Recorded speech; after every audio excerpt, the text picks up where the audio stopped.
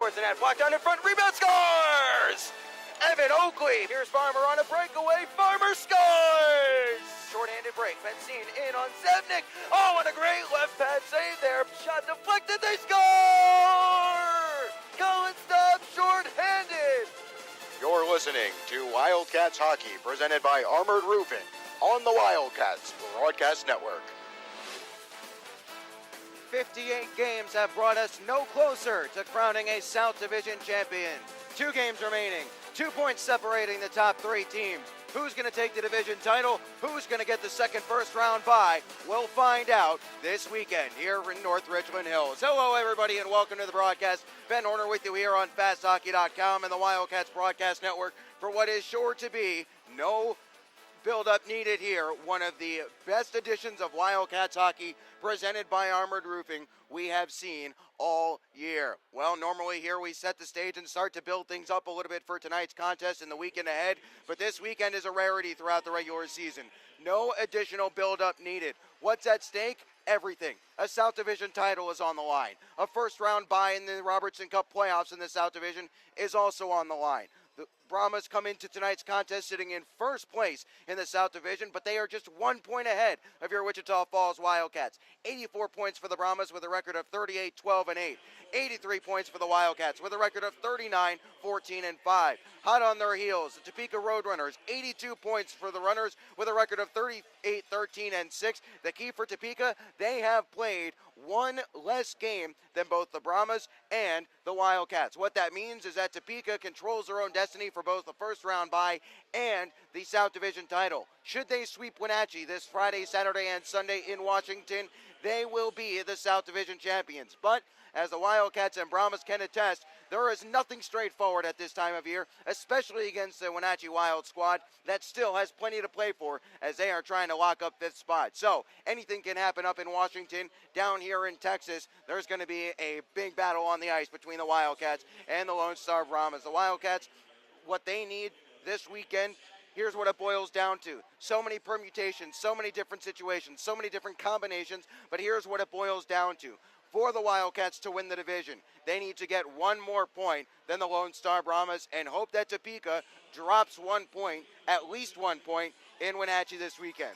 For a bye, the easiest way for the Wildcats to secure a bye is to get just 1 more point. That's all they need, 1 more point over the Lone Star Brahmas. As a result, even if they finish tied on points, the Wildcats currently own the tiebreaker, the first tiebreaker of regular season wins over the Lone Star Brahmas, and there is no mathematical way that these two teams can finish tied on points with the Brahmas having more wins than the Wildcats. So keep that one locked into the back of your mind as this weekend progresses, because we can be all but sure that at some point throughout the next 2 games, tiebreakers are going to come into play. We're in the pregame here. There's a bit of a ceremony as they're honoring billets and parents here in North Richland Hills at the NYTEX Center. Ben Horner with you as we are preparing for Wildcats hockey presented by Armored Roofing. And the Wildcats are coming off a solid 6-1 win. It's probably one of their best performances of the last month and a half over the Amarillo Bulls on Tuesday. The Wildcats scored early. They scored often. They took a 5-1 lead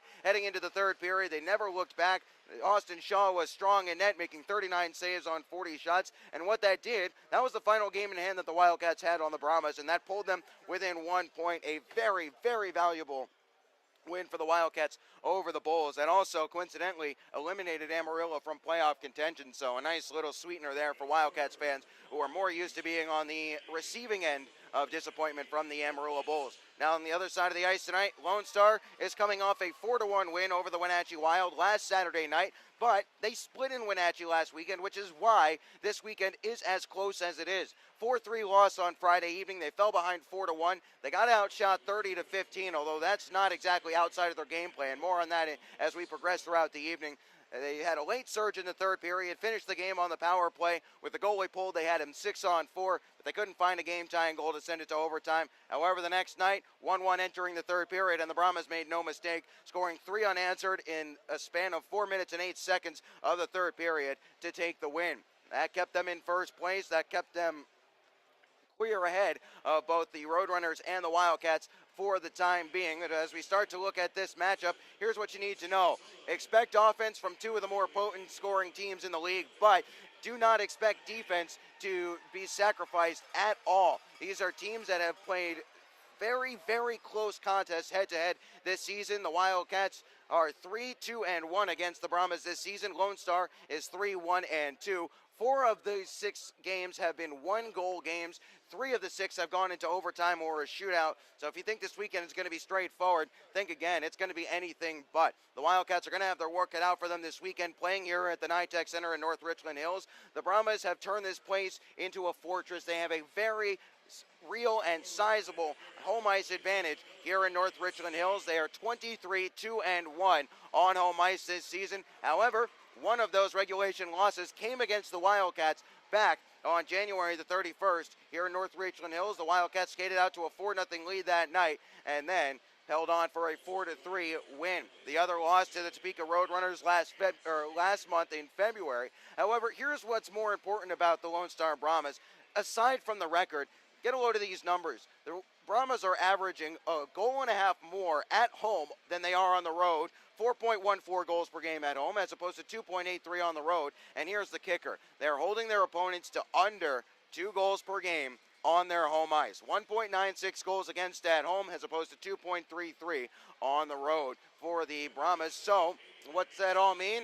It means the Wildcats are going to have their work cut out for them. They're going to need the first goal for sure, as Lone Star very strong when scoring first in contests, 34-5 when scoring first. The Wildcats have scored first in 4 of the 6 head-to-head meetings. They did so in both games back in January. They only came away with 1 win in that contest. What are the Wildcats going to have to do to neutralize a Lone Star team that features one of the highest scoring offenses and the league's leading goal scorer and point producer? Well, they're going to have to clog up the neutral zone. The Brahmas like to regroup in their own end and then charge up the ice, have 2, 3, and 4 guys hitting the offensive blue line in full stride. After getting a deflection through the neutral zone to negate the icing, they like to hit the offensive zone with everybody in full flight. What are the Wildcats going to have to do to neutralize that? Clog up the neutral zone. Get a man through the middle of the ice, prevent the Brahmas from hitting the offensive zone with any serious speed. They did a good job of that back on January the 31st in that 4-3 win, as that was a big key in the Wildcats really limiting this Lone Star offense back in the first 2 periods of that contest, of that 4-3 win. But more importantly for the Wildcats, they have to make sure that they're playing from the back out like they were on Tuesday evening. They did a very good job of limiting Amarillo to the perimeter on their shot opportunities, not affording them any second and third chance opportunities. This is a Lone Star squad that puts up very few shots on goal. They love to be opportunistic. So what it means for the Wildcats is they have to make sure that they don't give any extra opportunities to this Lone Star Brahmas squad. A couple of lineup notes for you for the Wildcats. Eric Yeager is back in. He'll be on the right wing with Paul Subri in the middle and Max Reisinger on the left. At least that is what we believe for the time being. That pushes Austin Azanaro back to the defense.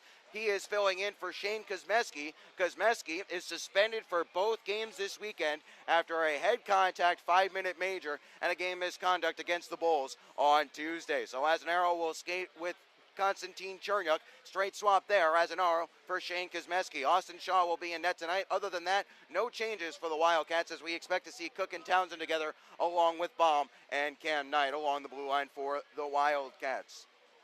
Keys of the game for the Wildcats tonight as we are getting ready to get underway here in North Richland Hills. They have to stay penalty free. Obviously, we've been saying that for weeks and weeks and weeks, but even as the Wildcats penalty kill has gotten better, killing off 23 of the last 24 over their last 5, they are just 11 for 19 on the penalty kill against the Brahmas this season. That is a 57.9% penalty killing rate. That's no good for the Wildcats. They have to make sure that they are not affording the Brahmas too many power play opportunities. The other thing, they have to capitalize on the power play themselves. Just 1 for 19 against the Brahmas on the power play. Keep in mind, this is the league's leading power play unit for the Wildcats with a 25.5% success rate. Just 1 for 19, as I just mentioned, on the power play against the Lone Star Brahmas. So if the Brahmas, who are been shorthanded quite a few times this season, are going to give the Wildcats the opportunities, they have to cash in. As now we'll turn our attentions to the starting lineups, brought to you by Pelicans Restaurant. Located at 2301 Midwestern Parkway, across from Midwestern State University. Pelicans Restaurant offers Texoma, the choicest beef, freshest fish, and the area's best wine list. Next time you're in the Falls, be sure to stop by and see our friends at Pelicans Restaurant for fine dining in a family atmosphere. Starting lineups first for the visiting Lone Star Brahmas. We'll start on the left wing with number 91, Liam Sturtzinger, 6'4", 215, out of Moore Park, California. Sturtzinger has 21 points on 11 goals and 10 assists on the season in 42 games played. Centering will be Quinn Carroll. Carroll wearing number 15, 5'9", 180, out of Amherst, New Hampshire. 23 points on the year on 7 goals and 16 assists for Quinn Carroll. On the right wing, it's Hogan Davidson wearing number 37. Davidson out of Duluth, Minnesota, standing at 5'7", 170 on the season. He's got 9 points on 2 goals and 7 assists. On the blue line, it'll be Storm Walrab wearing number 17 on the left side. Walrab, 6'3", 210, his 5th straight game on defense, hailing out of Laguna Niguel, California. Walrab on the season was a mid-season addition from the BCHL. He's got 14 points on 5 goals and 19 assists. Pairing with him on his right will be Caleb Thompson, 6 foot, 180, wearing number 14. Thompson out of Oklahoma City, Oklahoma, has 18 points on 2 goals and 16 assists on the year. Getting the start in net, Jake Kupski, 18-4 and 4 with a 209 goals against and a 913 save percentage. Kupski, on the year, wearing number 1, out of Waukesha, Wisconsin, stands at 6'5", 210. Head coach of the Brahmas is Dan Wildfang. Assistant coach is Jeff Potter. Now the starting lineup for your Wichita Falls Wildcats. On the left side, we'll have Austin Bolio wearing number 18, 5'9", 170 out of Coral Springs, Florida. 53 points on the year for the Alabama Huntsville commit. I will center the starting line. 195 out of Colorado Springs, Colorado. The Air Force Academy commit leads the Wildcats in points with 58, 24 goals and 34 assists for Colin Staub.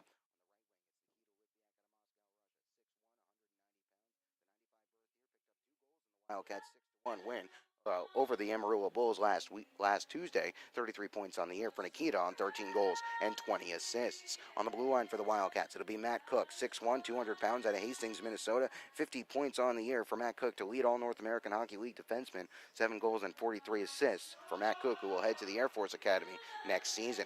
Pairing with him, at least to start, will be Cam Knight, 6'1", 190 pounds out of North Reading, Massachusetts. Knight will head to the Alabama Huntsville Chargers next season.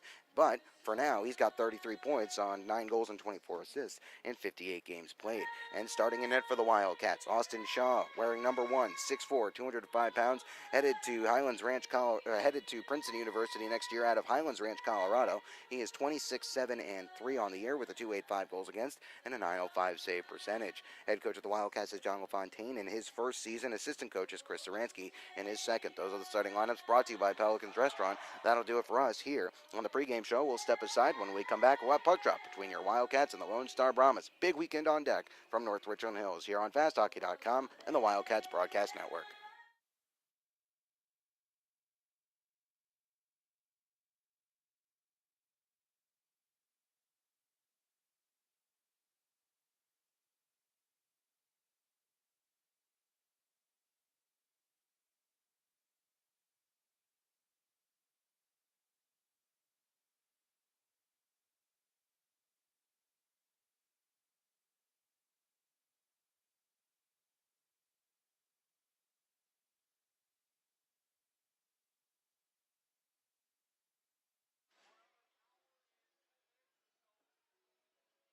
Good evening to you from the NYTEX Center in North Richland Hills.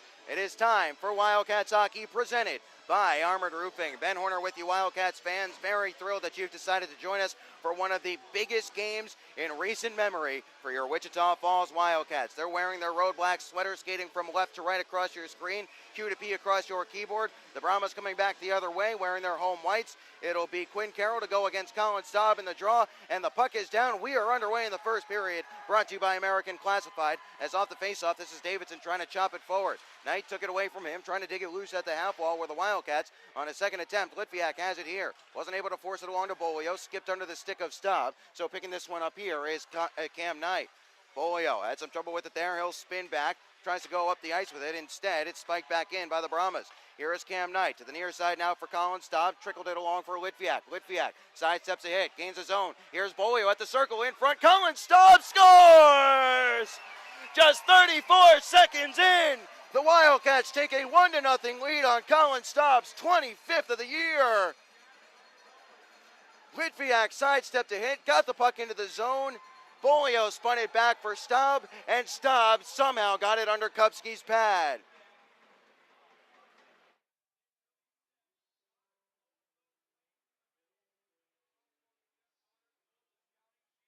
In the pregame, the Wildcats are obviously going to be walking in, wanting to get the game's first goal, and how.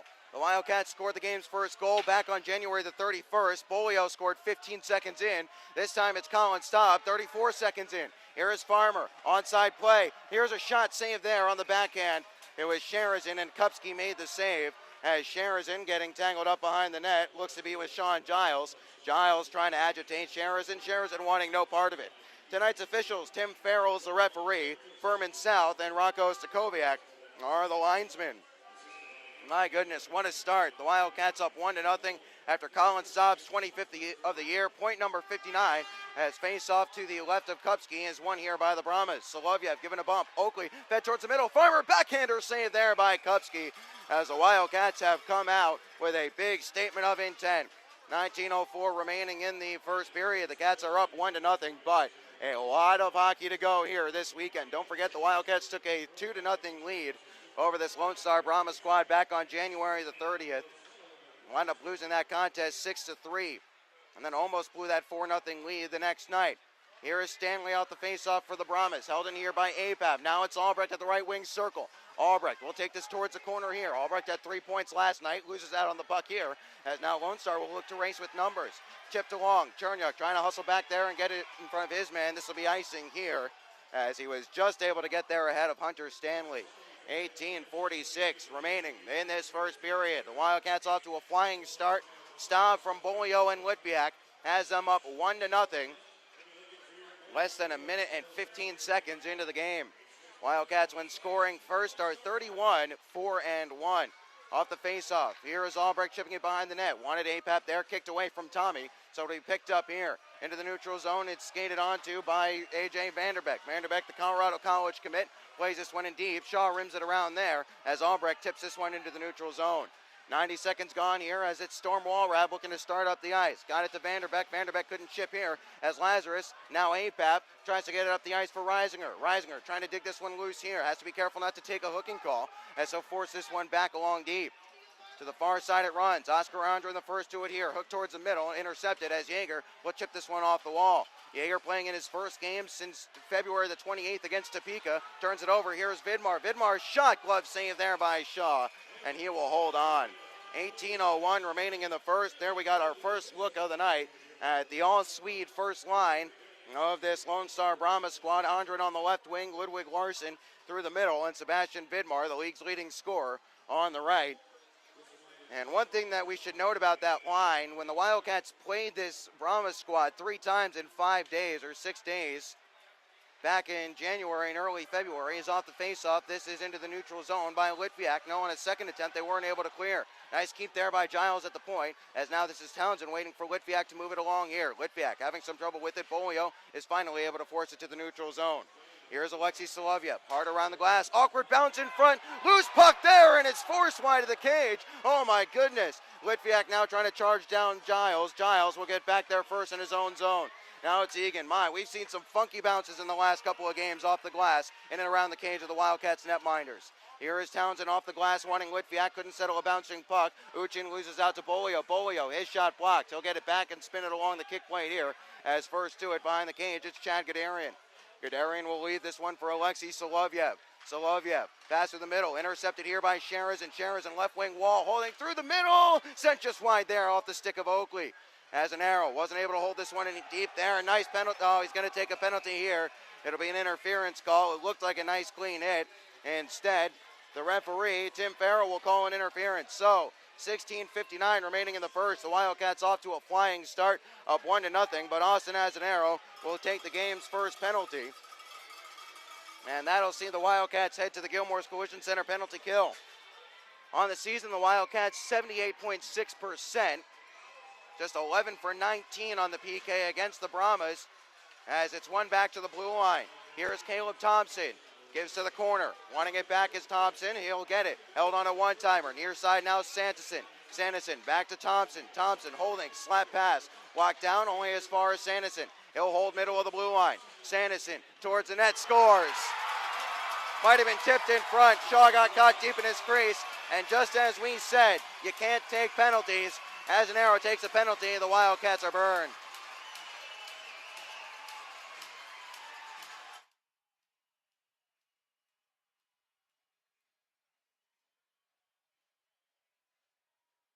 Wildcats are now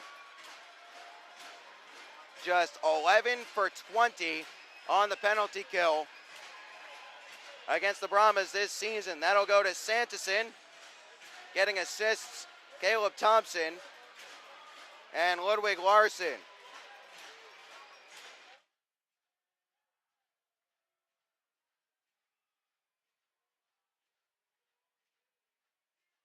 An opportunistic Brahmas squad. You knew that they are going to try to get anything towards net, and frankly, a lot of the power play goals that the Wildcats have conceded against the Brahmas have been exactly that kind of mold. Weak little shot from the point, somehow sneaking through traffic. That might have been tipped. Shaw certainly didn't see it cleanly. Might have been a little bit deep in his net. Either way, 1-1 the score. We'll get right back to play.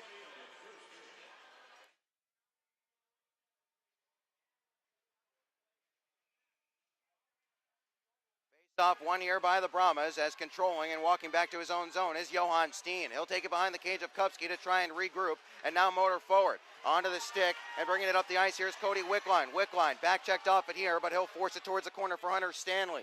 Stanley tries to move it up to the half wall, trying to dig it free and not able to do so. It's Sanderson now holding on towards the net, blocked in front, loose puck there. Shaw didn't see it, and sweeping it to the back wall was Cam Knight. Lazarus and Apap trying to dig this one loose on the near side. Lazarus can't clear. Sanderson with Albrecht in front of him. This is Steen, his shot blocked there. He'll get it right back. Steen walking back to the point, now towards the net, blocked in front, and Shaw steers this one wide. Stanley behind the net there, wanting a teammate, intercepted, as Cam Knight will look to motor it forward for Wichita Falls. Cam Knight now galloping along here, forced it along deep, and now forces the Brahmas back farther. Almost a too many men against Lone Star. Instead, Bolio picks it up and moves it to Chernyuk. Chernyuk, his pass, directed along for Litviak. Litviak had it taken off his blade as it's sent in deep here. Giving pursuit is Chad Gadarian. Bumped away from him as an arrow, trying to atone for his penalty here that allowed the Brahmas to tie this contest up, as this one goes up and out of play on a dump it from Pat Egan. Egan, number 93, at the right point, held it in nicely. The forward just couldn't keep it in play. So with 15:28 remaining in the first and a 1-1 hockey game, we'll have a neutral zone faceoff upcoming.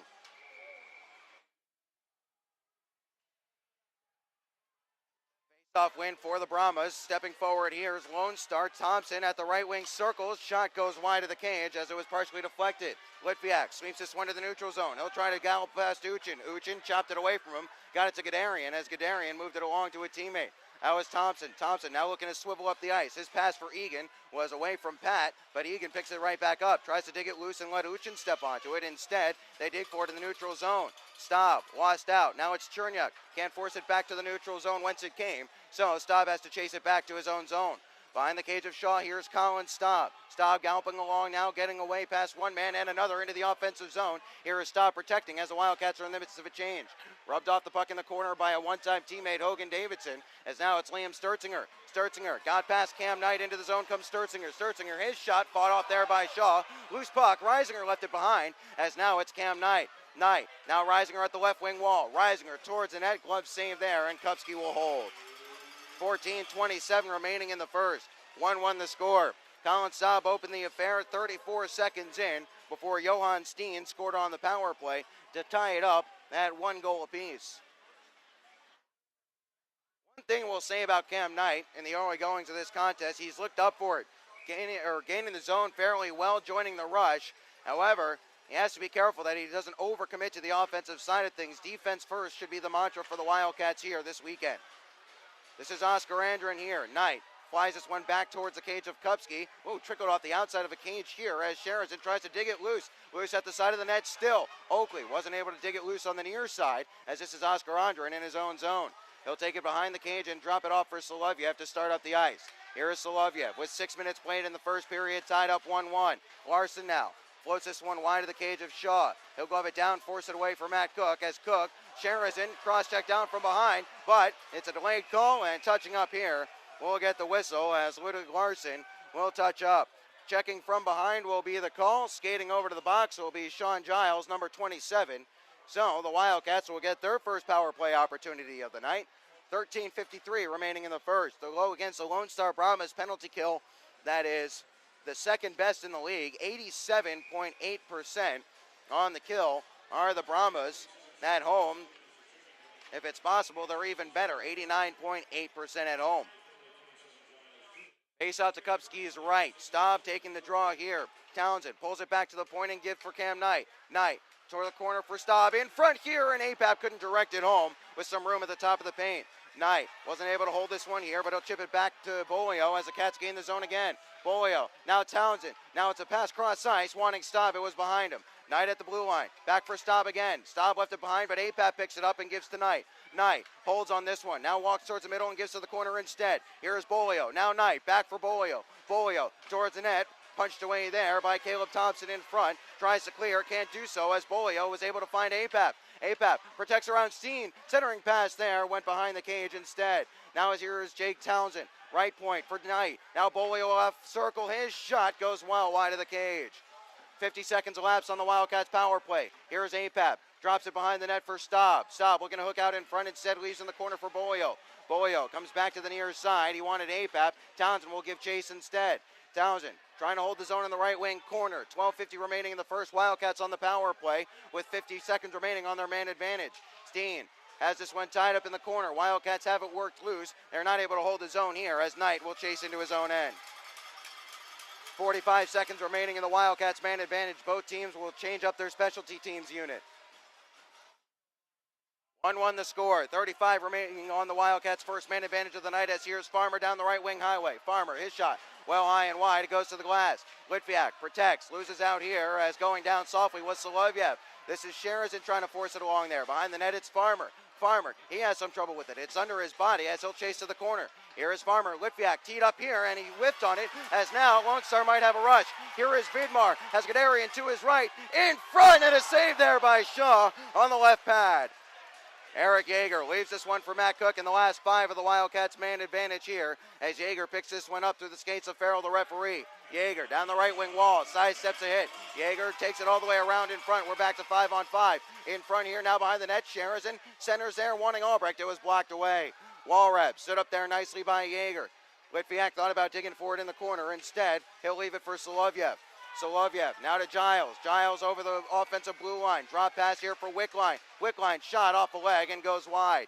Now it's Paul Subri. Subri looking to gain the red line and does. Hard around the boards by Paul Subri. As first to it on the near side is Lazarus. Lazarus couldn't handle this one cleanly as back to the neutral zone it runs for Chernyuk.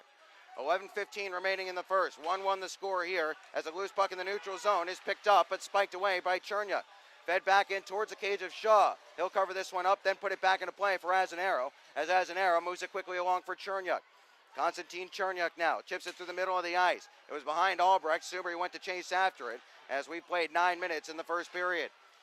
Game has yet to settle down here as gaining the zone here are the Brahmas. Shaw battles this one away. Looking to play it back towards the front of the net there was Vanderbeck. Instead, it's Kevin Sherazin for the red and black. His pass for Oakley just a little bit in front of him as Oakley will try to chase this one down. Vanderbeck couldn't handle this one cleanly along the near side wall as Sherazin will give to Townsend, who gives up the ice. He wanted Farmer. His pass was a little too much in front of Nick. So Walrab will take this back and give to Caleb Thompson. Thompson, his hard pass to the neutral zone. Egan was able to chip it past Matt Cook. Townsend will take this one right away from Egan, but Townsend loses out here as Uchin will try to step away. Instead, Cook tied him up. Pass up the ice. Look out here. Sherazin has trouble with it. The Wildcats can't clear the zone. Uchin towards the net. High and wide of the cage off a partial deflection. Now it's Townsend. Farmer in the neutral zone. He'll get to the red line and play this one towards the cage here. Punched wide there by Kupski. 10 minutes played in this first period. 1-1 the score. Colin Staub for the Wildcats. Johan Steen on the power play for the Brahmas. That's where we stand. Turned over, shot fought off there by Kupski. Bolio gets it right back. Now it's stopped through the middle of the ice. It was behind him here as Sturzinger will try to chip this one past. Here's Davidson. Clean break. Davidson scores. Of course, Hogan Davidson is third of the year. He seems to always score against the Wildcats. Jeff Baum got beat. Not the first time that's happened in this building, and the Wildcats now trail 2-1.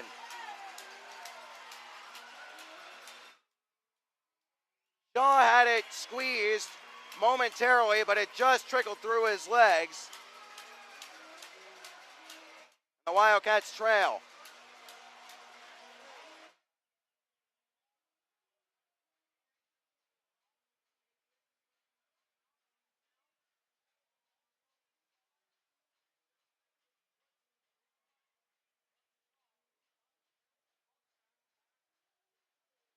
Somehow Jeff Baum wasn't able to keep his head on a swivel there. Hogan Davidson got behind him. Baum was reaching for it with his gloved hand and wasn't able to get to it. 9:42 remaining in the first, and now the Wildcats trail for the first time tonight, and now the Brahmas can start to play their game plan. Clock things up, slow things down, control the pace until the Wildcats start to try to stretch it out and open things up, and then that's where the Brahmas really pull away. Lone Star has scored 80 goals in the third period as opposed to not more than 60 in either of the first two. Off the face-off. This is held in nicely here by Lazarus. He'll knock towards the corner as Albrecht will look to play it along for Lazarus there. Lazarus and APAP try to duel for this. Instead, here's Sebastian Vidmar. Vidmar has some trouble with it here. Lazarus, nice job to hold his own. Here's Albrecht now. His shot fought off there by Kupski. Here's Albrecht once more. Back behind the net for Tommy APAP. APAP, where will he go with it? Up to the blue line. Nice keep here by Townsend. Townsend nowhere to go with it, so we'll play it softly behind. Lazarus fights to the check here. Can't force it along. Gets it behind the net there. Rolls in front. Albrecht, chop shot here. Blocked. Albrecht looks to go in front once more. Loose in front. Lazarus jabs at it. Where's the puck? And Kupski covers up.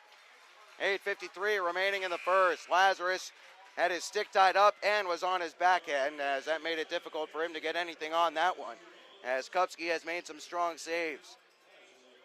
Kupski on the year at home is undefeated, 11-0-0, with a 179 goals against average and a 912 save percentage. On the season, Kupski 18-4-4 with a 203 goals against and a 913 save percentage. The numbers on the Brahmas goaltending rather make that a 209 goals against. The numbers on the Brahmas goaltenders are almost identical. However, Kupski has seen a bit more time recently, as if you look at the game log, he's got 4 of the last 6 decisions. Although if you stretch that out a little bit more, it's 8 for 8, or 4 for 4 over a span of 8 games. Either way, the Wildcats were up 1-0. They now trail 2-1. Goals by Steen and then Hogan Davidson. Rather, it's Anton Sanderson, 5, not 55 on the first Brahmas goal. Either way, the end result is the same. The Cats are trailing 2-1. Face off to Kupski's right. Farmer to take the draw here. He'll chop it forward, loses out, can't dig it free. Now it's loose towards the front of the net. Oakley digging for it. Farmer sweeps at it. Turnaround, Sherrison couldn't find Oakley with a pass. Now it's Oakley here. He'll knock towards the corner on the far side wall as Sanderson has some trouble with Sherrison on the forecheck. Oakley, he'll dig this one loose. Needs to find a pass. Instead, he's tied up as he can't protect. Almost held in here by the Wildcats. Now it's Vanderbeck looking to chip this down the ice. Stanley can't get around Cherniak. Now Cherniak bodies him off it and sweeps it up the wall, but here's Vanderbeck. Vanderbeck all the way around behind. Up to the blue line it comes for Sanderson. Here is Sanderson towards the net. Blocked down there by Townsend in front, as rather that was Farmer, as this is Sherrison taking it from Oakley. Onside play. Sherrison, his shot, fought off there by Kupski. Loose in the corner for Nick Farmer. Farmer up to the blue line where Townsend wasn't ready to keep it, so he'll have to chase back and set up in the neutral zone. 8 minutes remaining in the first period. The Wildcats are trailing 2-1. This played by a high stick here, as touching up across the way was Roman Uchin, or rather Oscar Andre in 88. So, face-off will move all the way down to the defensive zone of the Brahmas after it was played by a high stick. 7:56 remaining in the first. 2-1 the score in favor of Lone Star.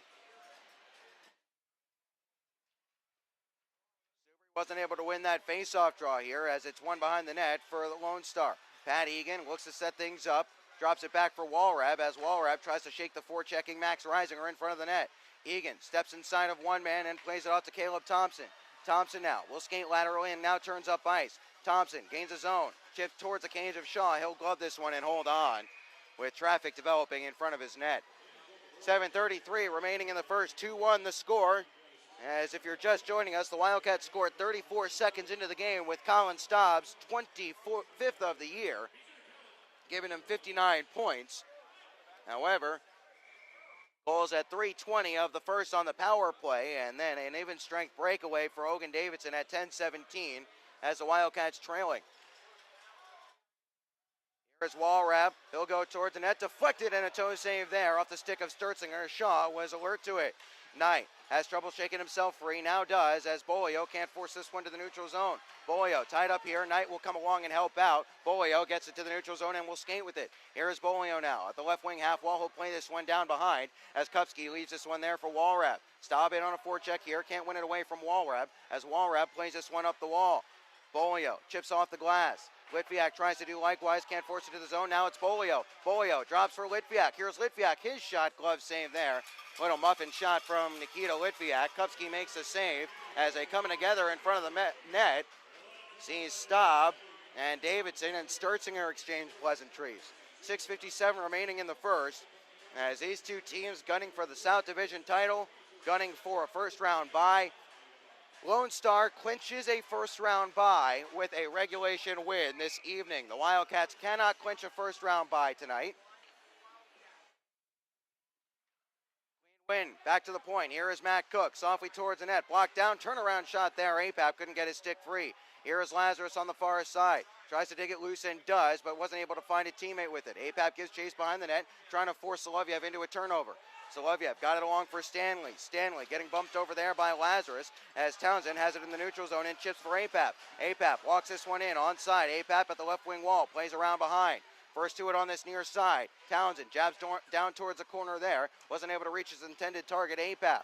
Vanderbeck on the far side, chips this one off the glass. Matt Cook with a good intercept in front of the Brahmas bench. Plays across ice. Here is Townsend. Townsend leaves it behind it. Both teams are in the midst of a change. Spun back here, Townsend off the wall as Farmer banks this one forward but can't get it into the offensive zone cleanly. Second attempt here, he tries to go down the glass. It goes out of play. 6:09 remaining in the first. We'll have a neutral zone faceoff upcoming right in front of the penalty boxes.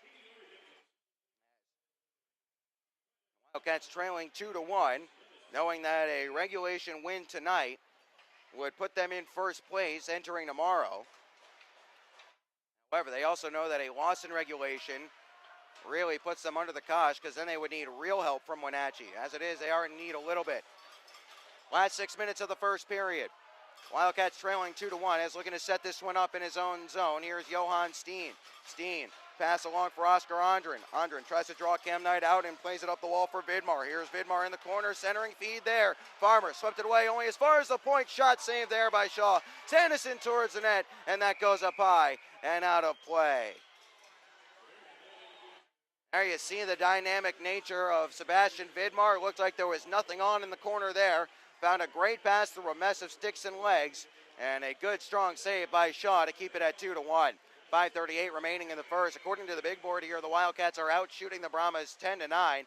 That should come as no surprise. The Brahmas on the year getting outshot, or rather only out shooting opponents by a margin of 2.3 shots per game, while the Wildcats are out shooting opponents by about 5.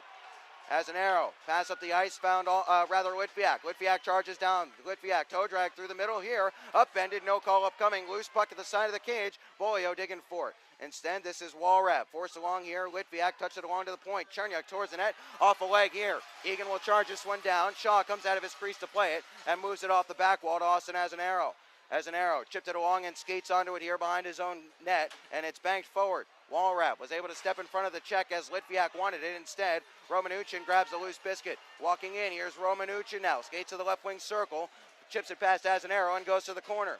Stop, fights him off it. Jake Townsend now for the Wildcats. Townsend in the last 5 minutes of this first period. Stop, will gain the zone. Walking to the right circle. Here's Stop, forced off it here as he'll have to pursue to the near side corner.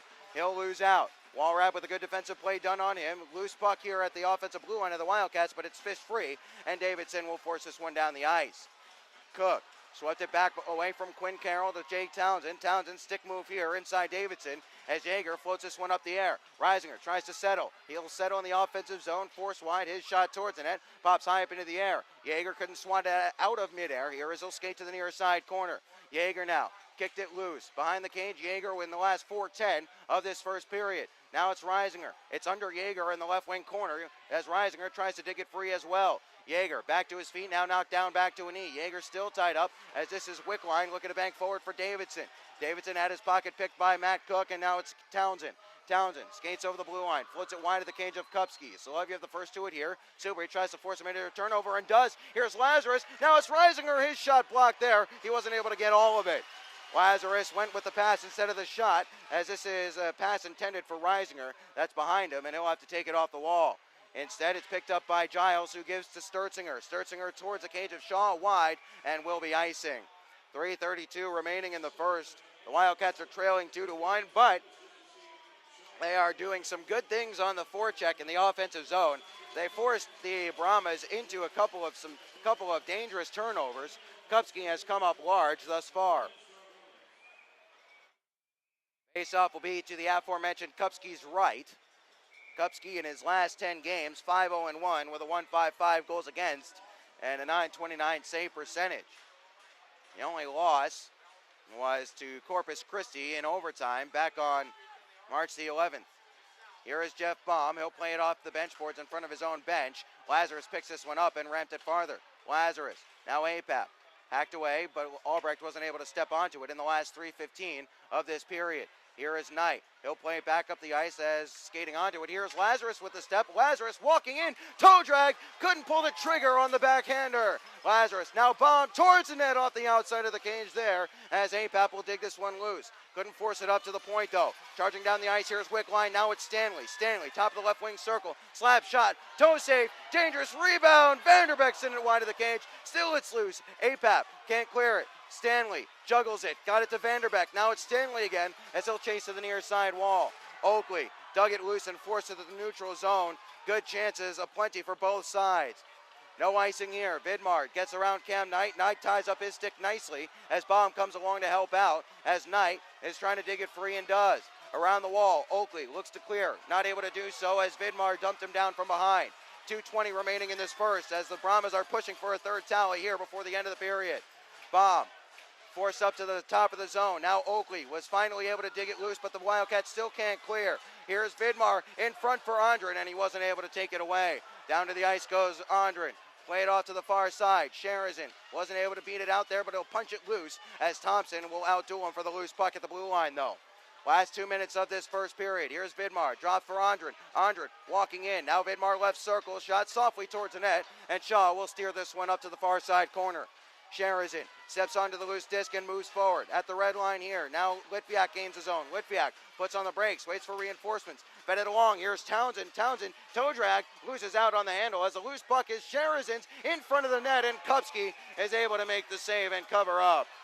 Coming together here as Sharazin took a little hack as he'll get worked over. 1:33 remaining in the first. Someone will get some penalties out of this. Should stay even. Oh, no, it may not. Litviak is going to go. It looks like he's the only one for the time being, and the Wildcats are going to be shorthanded. Said it in the pregame. You have to be smart. Litviak going in to stick up for his guy. Now he puts his team a man down, and the Wildcats' penalty kill troubles are well documented against the Lone Star Brahmas.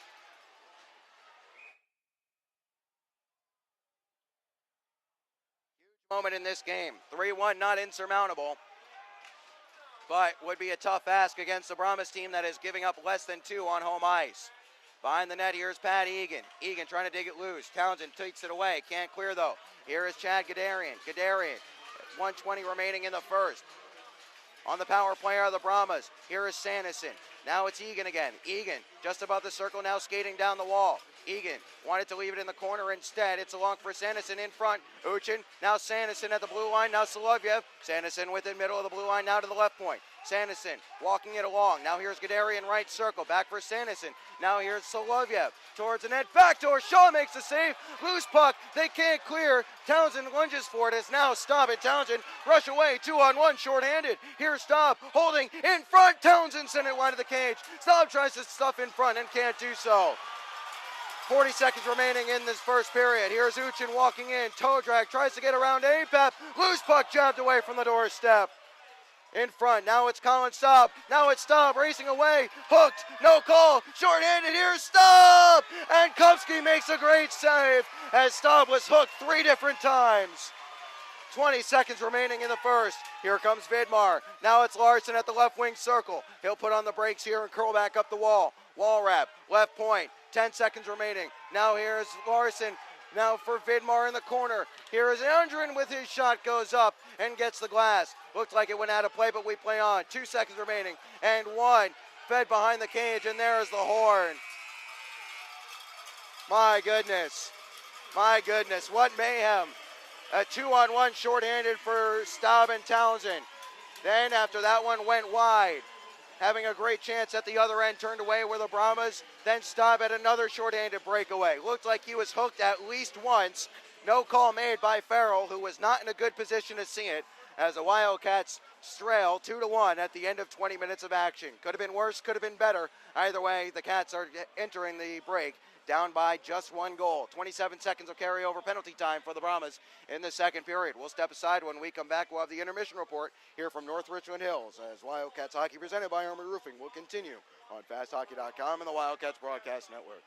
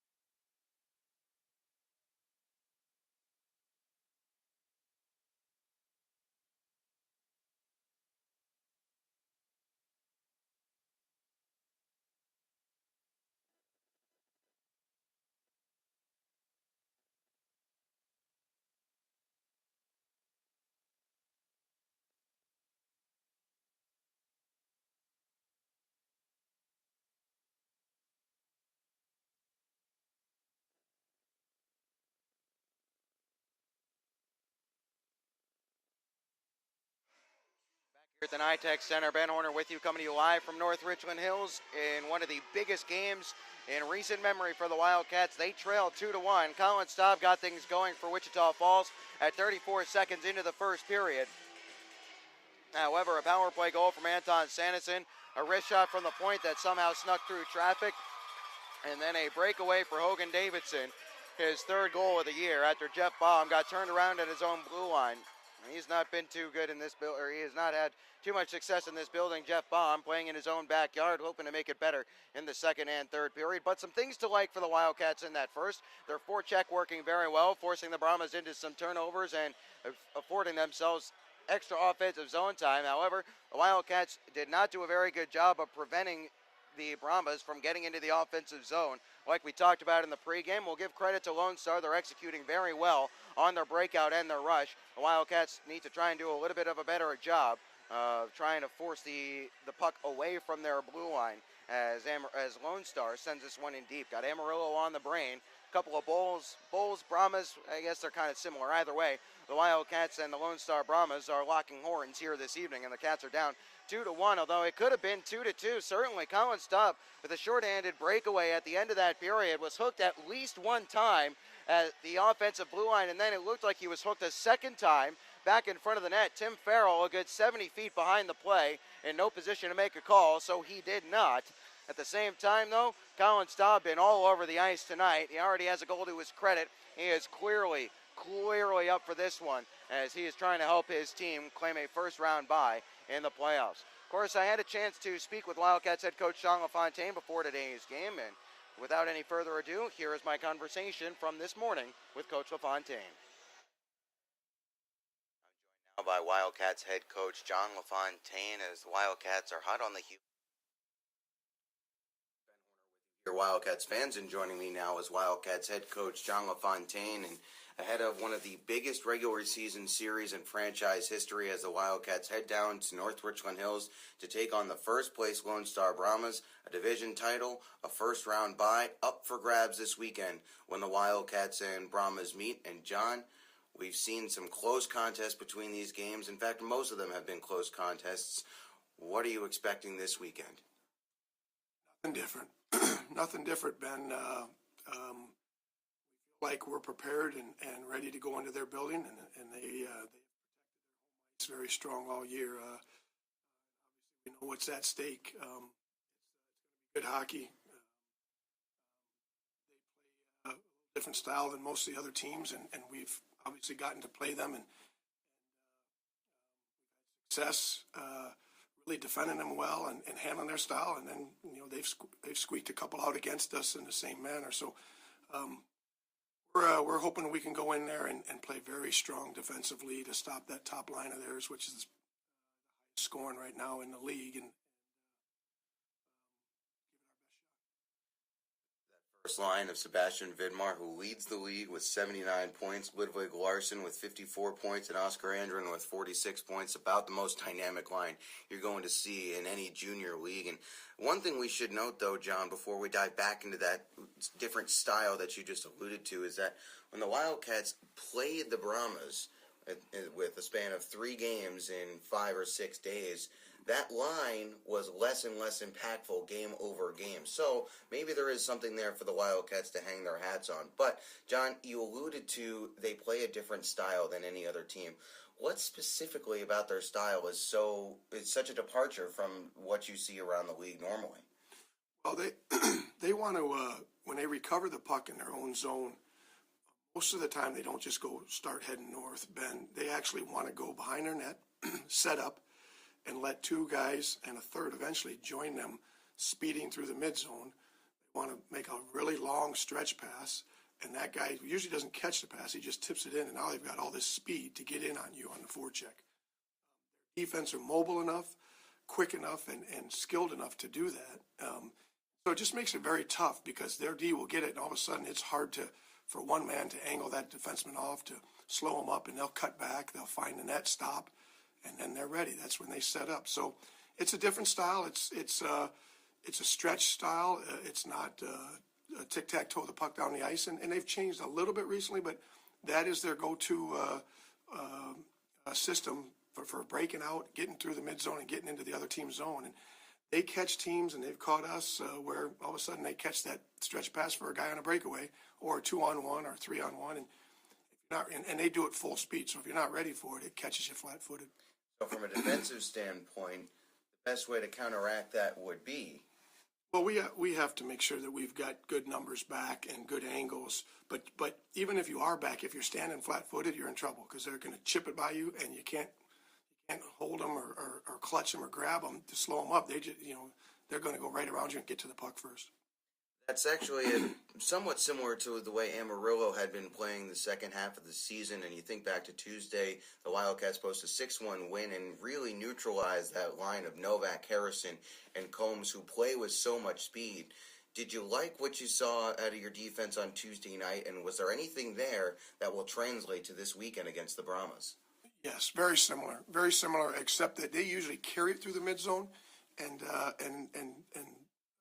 their D are carrying it a lot of times, but they do want to move it up quick, find their wings or their center to carry it through, and then when they get to the red line, more than likely they're going to find an area to put it. Whereas Lone Star doesn't carry it that often unless they do find somebody lower. They stretch it and chip it in, and so it's a little bit unique, and they get more speed doing it. So. Yes, we had good results against Amarillo. We have to do much of the same, but it'll be even tougher tonight. Touch on special teams here, John. The Wildcats power play tops in the league, going against a penalty kill for the Brahmas that is second in the league. And also, here's another thing that jumps out at you. Lone Star's power play is almost as potent as the Wildcats, not on percentage, but in terms of overall goals. They're on the power play a lot. 275 opportunities on the man advantage for the Brahmas. Do you place an added emphasis on your team on not going to the penalty box for needless penalties this weekend? For sure, Ben. For sure, with the firepower that they have up front and their defense that move the puck, Solyev has got a lot of points. Constantine has got a lot of points on the power play. With that said, we've got to make sure that we stay out of the box. Wildcats just 11 for 19 on the penalty kill against Lone Star this season. However, they've been getting stronger over the last few games on the penalty kill. Have the Wildcats? We'll have to keep an eye on that one. John, I mentioned earlier in the interview as we're previewing the Wildcats weekend set against the Lone Star Brahmas. Ben Horner joining me now as head coach John LaFontaine. I mentioned that most of the games had been close contests. 4 of the contests have been decided by 1 goal or fewer, but that's not to say they've been low-scoring affairs. It seems like even when these teams play tight defensive hockey, you're winding up with 3-2, 4-3, 5-4. Is that a testament to these two teams' ability to execute on offense? I think so, Ben. I think you have, they haven't on the season scored as many goals per game. But with that said, if you look at their goal differential, goals for, goals against, they are number 2 in the league, right behind Janesville. So they're scoring a lot of goals, but probably most importantly, they don't give up a lot of goals. So you can't just sit and go, well, they don't put that as many shots per game on that. They don't score quite as many goals. Well, they're still winning by a bigger margin than most of the teams. And they're opportunistic. They want you to make a mistake. They're not so much going to grind you down low and just keep the puck down there because they really want a high third man for defensive purposes. They want to catch you making a mistake and score in transition. They don't put up too many shots on goal, just over 26 shots on goal per game for the Brahmas. That's 20th out of the 2014 league, but as you just alluded to, opportunistic, 4th in the league in overall scoring with 3.47 goals against per game. And moreover, at home, their goals against, or their goals for, are much better. 4.14 goals for at home as opposed to 2.83 on the road. And as we've alluded to, their defense very strong. Under 2 goals per game, their opponents are being held to at the NYTEX Center. But for the Wildcats, there's very little reason to have any intimidation factor in that building. The Wildcats were the first team to beat the Brahmas in regulation on their home ice this year. And obviously we're hoping for the same this weekend. One advantage, I guess, for us is we've practiced down there, so we've gotten used to the rink. Fans are right on top of you, so when the fans get in there, it's a little different. It's going to be great atmosphere. It's going to fire our guys up, and it's going to fire them up. It's going to be great hockey. It's playoff hockey. What else could you want? 3 teams battling it out for 2 spots and 1 division winner with 2 games, and 3 if you're Topeka remaining in the 2014-15 regular season. What a season it's been thus far. Still a couple of months yet to run, the Wildcats hope, though, as that'll do it for us here on our intermission interview. John, thanks for joining us. We'll step aside. When we come back, we'll have the oh-so-important look around the league on the Jerry Sporting Goods out-of-town scoreboard, as Wildcats Hockey, presented by Armored Roofing, will continue just after this on FastHockey.com and the Wildcats Broadcast Network.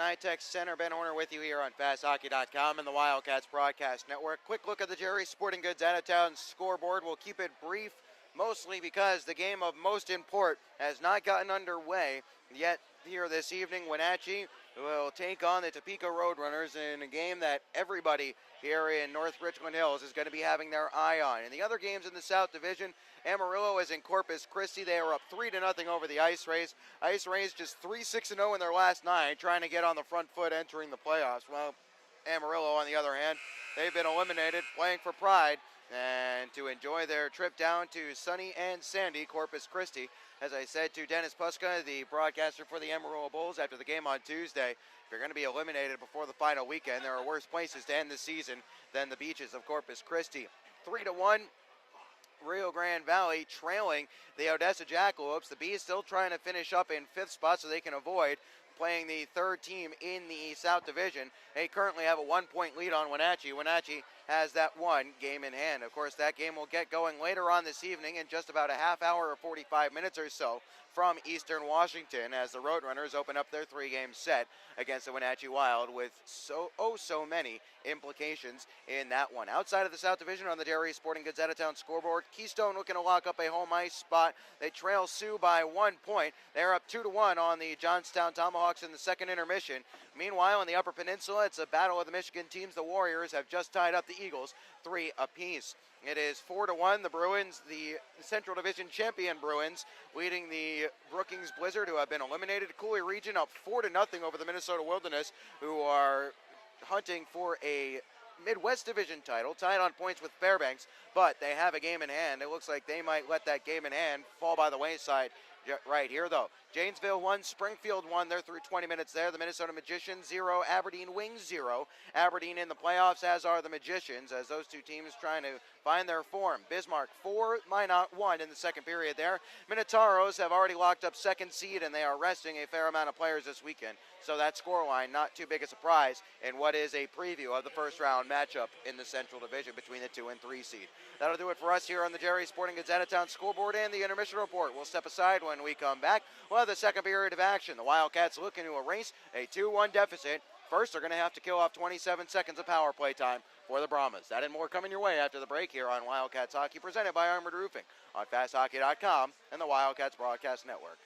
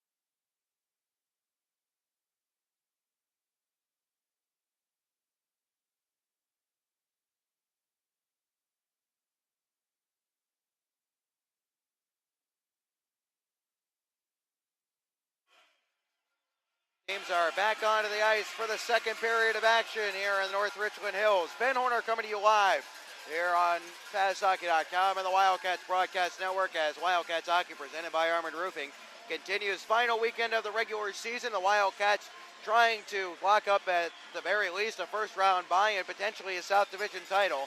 However, they are down 2-1 entering the second period, and they are shorthanded for the next 27 seconds. So, job number one as the teams will change ends, and Shaw will step up in the cage to our right, and Kupski will be in the cage to our left. Kill off the 27 seconds of penalty time to Nikita Litviak, which was assessed at the end of the period for roughing, a needless penalty there, as the Wildcats have to do a smarter job of not taking those kind of penalties. Or if they're going to take them, you better be darn sure you're going to take another guy to the box with you. Cat skating from right to left across your screen. That's P to Q across your keyboard. Coming back the other way are the Brahmas. Q to P across your keyboard, left to right across your screen. Situationals for you. The Wildcats, we're checked that the Brahmas, when leading after one, darn near perfect. 24-1-4. As Farmer will take the draw against Larson and the puck is down. We are underway in the second period. As dumping this one in deep off the faceoff are the Brahmas. Cook touched it along but couldn't clear it here. As walking forward here is Vidmar. Punched away to the corner. Farmer sweeps it but can't clear the zone. On a second attempt, still it's loose. Here's Larson. High slot. Shot goes just wide there after partial deflection. To the blue line and Solovyev towards the net. Goes just wide of the cage. Here's Larson bouncing puck at the doorstep in front here. Here's Oscar Andrin looking to wrap it around. Instead behind the net, we're back to 5-on-5 play as Litviak is out of the box. Here's Vidmar on this near side corner. He'll wheel towards the slot. Glove saved there by Shaw as a loose puck is punched away. Solovyev towards the net again. Loose puck, they score. Vidmar. Shaw lost his goaltender's stick. Somehow, some way, Vidmar shook loose. And on the doorstep, on the back door, he makes it 3-1. The penalty had expired, but the Wildcats never cleared the zone. Vidmar scores into a essentially empty net, as the Wildcats now trail by 2.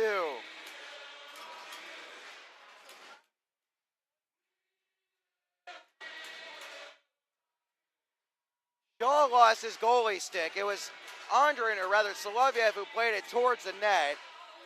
And the rebound caromed right to Vidmar, and Vidmar had a whole lot of net to shoot at. Shaw has pulled off a couple of miraculous saves on Vidmar this season. Nothing he could do about that one. That's goal number 35 on the year for the Swede. And now the Wildcats need to recollect themselves.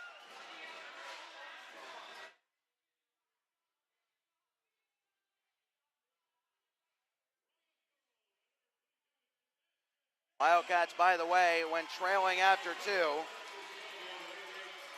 are trailing after 1, 8-6-3. So they're not in unfamiliar territory, but they're going to have to they're going to have to come up with a comeback here. This is going to be icing, as Austin Azanaro did not get the red line. As Wildcats are going to have to come up with a comeback against a team that doesn't really give up too many in that regard. In fact, a quick mental check of the Lone Star schedule. Can't really think of the last time they gave up a 2-goal lead. This is Sanderson sweeping it towards the corner. Sherazin bumped it along off the wall towards the net, steered wide. As Shaw swept it along, Cherniak has some trouble here. He'll move it away from Gadarian, but only as far as Egan. Here is Egan in front, shot and a glove save there. Uchin in the high slot. Shaw makes the save and holds the rebound. 18:57 remaining in the second, and that's what you can't see from the Wildcats defenseman. That was just kind of a blind sweep along the wall there by Cherniak, the young Russian. Not the only defender who is guilty of it thus far tonight in the early stages of this one, but the Wildcats got away with it this time. Can't do that too many more because this is a Brahmas squad that has the highest shooting percentage in the league, as they are clinical finishers. Of course, so are the Wildcats. They have the second highest shooting percentage in the league. This one towards the net. It's blocked in front there by Shaw as Lazarus moved it along for Albrecht. Albrecht, his cross-ice pass for Baum was away from Jeff, but Jeff will get it up the ice, but his pass was tipped away from Lazarus. So it's Steen. Steen in his own zone, sidesteps the forechecking Albrecht as up the ice. Here comes A.J. Vanderbeek. Knight will spin it away from him. Up the glass it goes into the neutral zone. Albrecht was able to punch it along here as Steen will have to chase this one back to his own end as APAP puts him under some pressure. Back behind the net it goes for Sanderson there. Stanley now, he'll chip down the wall as Baum will pick this one up in his own zone.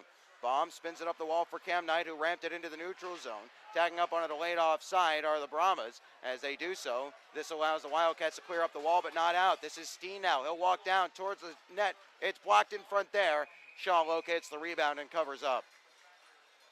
18:07 remaining in the second period. 3-1 the score. The Wildcats got off to the start of this second period that they were really dreading.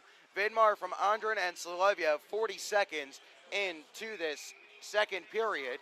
And you think about how different this game might be if Colin Staub was able to convert on that shorthanded breakaway at the end of the first when he was hooked at least once.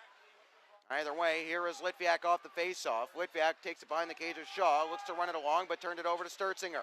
Here is Sturzinger now, left wing corner of the Brahmas. In the offensive zone, Sturzinger worked it away as tied up here is Hogan Davidson. Swatted away from him by Townsend as Bolio will play to the stride of Colin Staub. Staub taking some open ice, trying to get around Solovyev, can't do so as he'll force it towards the corner here. Jabbed loose here by the Brahmas. Giles has it taken away from him as Staub rode him into the wall. Bolio behind the net now. Now here's Colin Staub digging for it still behind the net. Still it's Colin Staub in front for Litviak. Loose puck. He wasn't able to locate it. Up the ice down the right wing wall. Here comes Quinn Carroll. Tries to bank it past Matt Cook and does. Into the right wing corner. Sturzinger first to it there. He'll dust it off. Townsend picks his pocket and now looks to start the breakout for the Wildcats. Here is Nikita Litviak looking to gain the red line and does. He'll play it softly into the zone as the Wildcats will start up a wholesale change. Approaching 3 minutes played in this second period. The Cats were up 1-0 in the first 34 seconds of the first. They've given up 3 unanswered since then. Here's Yeager intercepting in the neutral zone, playing in his first game since February the 28th against Topeka after he had been nursing a lower body injury for much of this month. Boy, the Wildcats are happy to have him back, but they're not happy with the scoreline right now. They trail by 2 as Oscar Andrin looks to start up the ice and gives to Sebastian Vidmar. Rather, this is Giles. Subri puts him under some pressure, so Andrin comes back to support. Andrin, bump off the back wall here for Sean Giles. Now Vidmar. Vidmar under some pressure from Yeager as the Wildcats forecheck continues to be aggressive here as they're keeping Lone Star from springing out of the zone. Yeager finally forces this one back down low, but it's onto the stick of a Brahmas skater as working it up the wall into the neutral zone is Lone Star. Now it's Vidmar. Toe drag around Azanero in front. Loose puck top of the crease, and Cook picks up the loose disc. He'll start up the ice as Subri to his left. Cook, onside play here at the right wing wall. In for Azanero, shot loose here as following up is Oakley. Oakley skates it around the wall. He'll play it down behind as the Wildcats are coming to the bench for a change. Oakley skates over to the far side to give chase. Now it's Vidmar.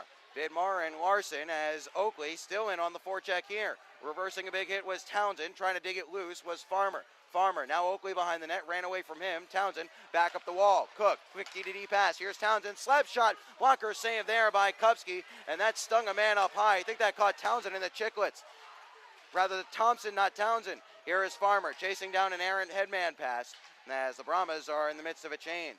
Farmer couldn't get this one back in the offensive zone, so coming along here is Ludwig Larson. Sealed out hard along the wall. Legal play there as first to it behind the net. Townsend jabbed it along, hoping for Matt Cook. Here is Cook. Now it's Sharazin. His pass. Here's Farmer. Just couldn't reach it in stride as Sanderson watches this one go across his crease. Sharazin behind the net here, trying to dig it loose for Oakley in front. Rather, Lazarus had gotten to the top of the crease. Chipped off to the near side half wall where Cook can't sidestep Roman Uchin. Uchin dropped it back for Steen with 5 minutes played in this second period. Wildcats trailing 3-1. Here is Roman Uchin now. On his backhand, plays this one in deep. As first to it here behind the net, Jeff Baum is ridden off here. Guderian up to the blue line. Steen with it, rather Sanderson. Now it's Steen, right point. Steen shakes inside, now walks towards the middle and gives to Sanderson. Towards the net, blocker save there. Rather a pad save by Austin Shaw. Floated up into the air. From the left wing wall to the right wing side, Lazarus tries to chase this one down as Sanderson spins away from him. Headman pass, intercepted here, Cam Knight can't reach it though. Still Cam Knight, still punching, quick shot off the leg of Baum from the stick of Vanderbeek. Overskated here as up the ice, here comes Austin Albrecht. Offensive zone, top of the left wing circle, now it's Albrecht. His shot, glove save there by Kupski, and he will hold on. Shooting for a rebound there was Austin Albrecht from the left wing wall. He was going for the left pad of Kupski as APAP crashed the crease. Instead, it was gloved out of the air by Jay Kupski. 14-14 remaining in the second. As the Wildcats trail 3-1. They're getting outshot according to the big board here, 18-3. It's surprising, given what we told you about the shot tendencies of these two teams. The Wildcats lead the league in shots, average shots on goal, as the Brahmas are one of the lowest in shots on goal. Cherniak lost his stick, managed to hold the zone. The Wildcats got it towards the net. Kupski covers up. That draws the whistle. 14:04 remaining in the second. The Wildcats will keep their same unit out there as Staub, Litviak, and Bolio remain on the ice. As an arrow and Cherniak are the defensemen, and that's the pairing you're going to see most likely tomorrow night as well, as Kosmeski, after his silly hit in the third period, this one towards the net, steered wide there by Kupski, sees him suspended, not just the automatic one game for the game misconduct. Cherniak towards the net, Bolio chopped it along, Staub scores! 13:53 left to go in the second. Colin Staub, his second of the game, 26th of the year, and the Wildcats have life. They're down just one. It was a bouncing puck. Bolio floated it along as it'll be Bolio getting the assist, so it should be 9 from 13 and 18 as the Cats are within one.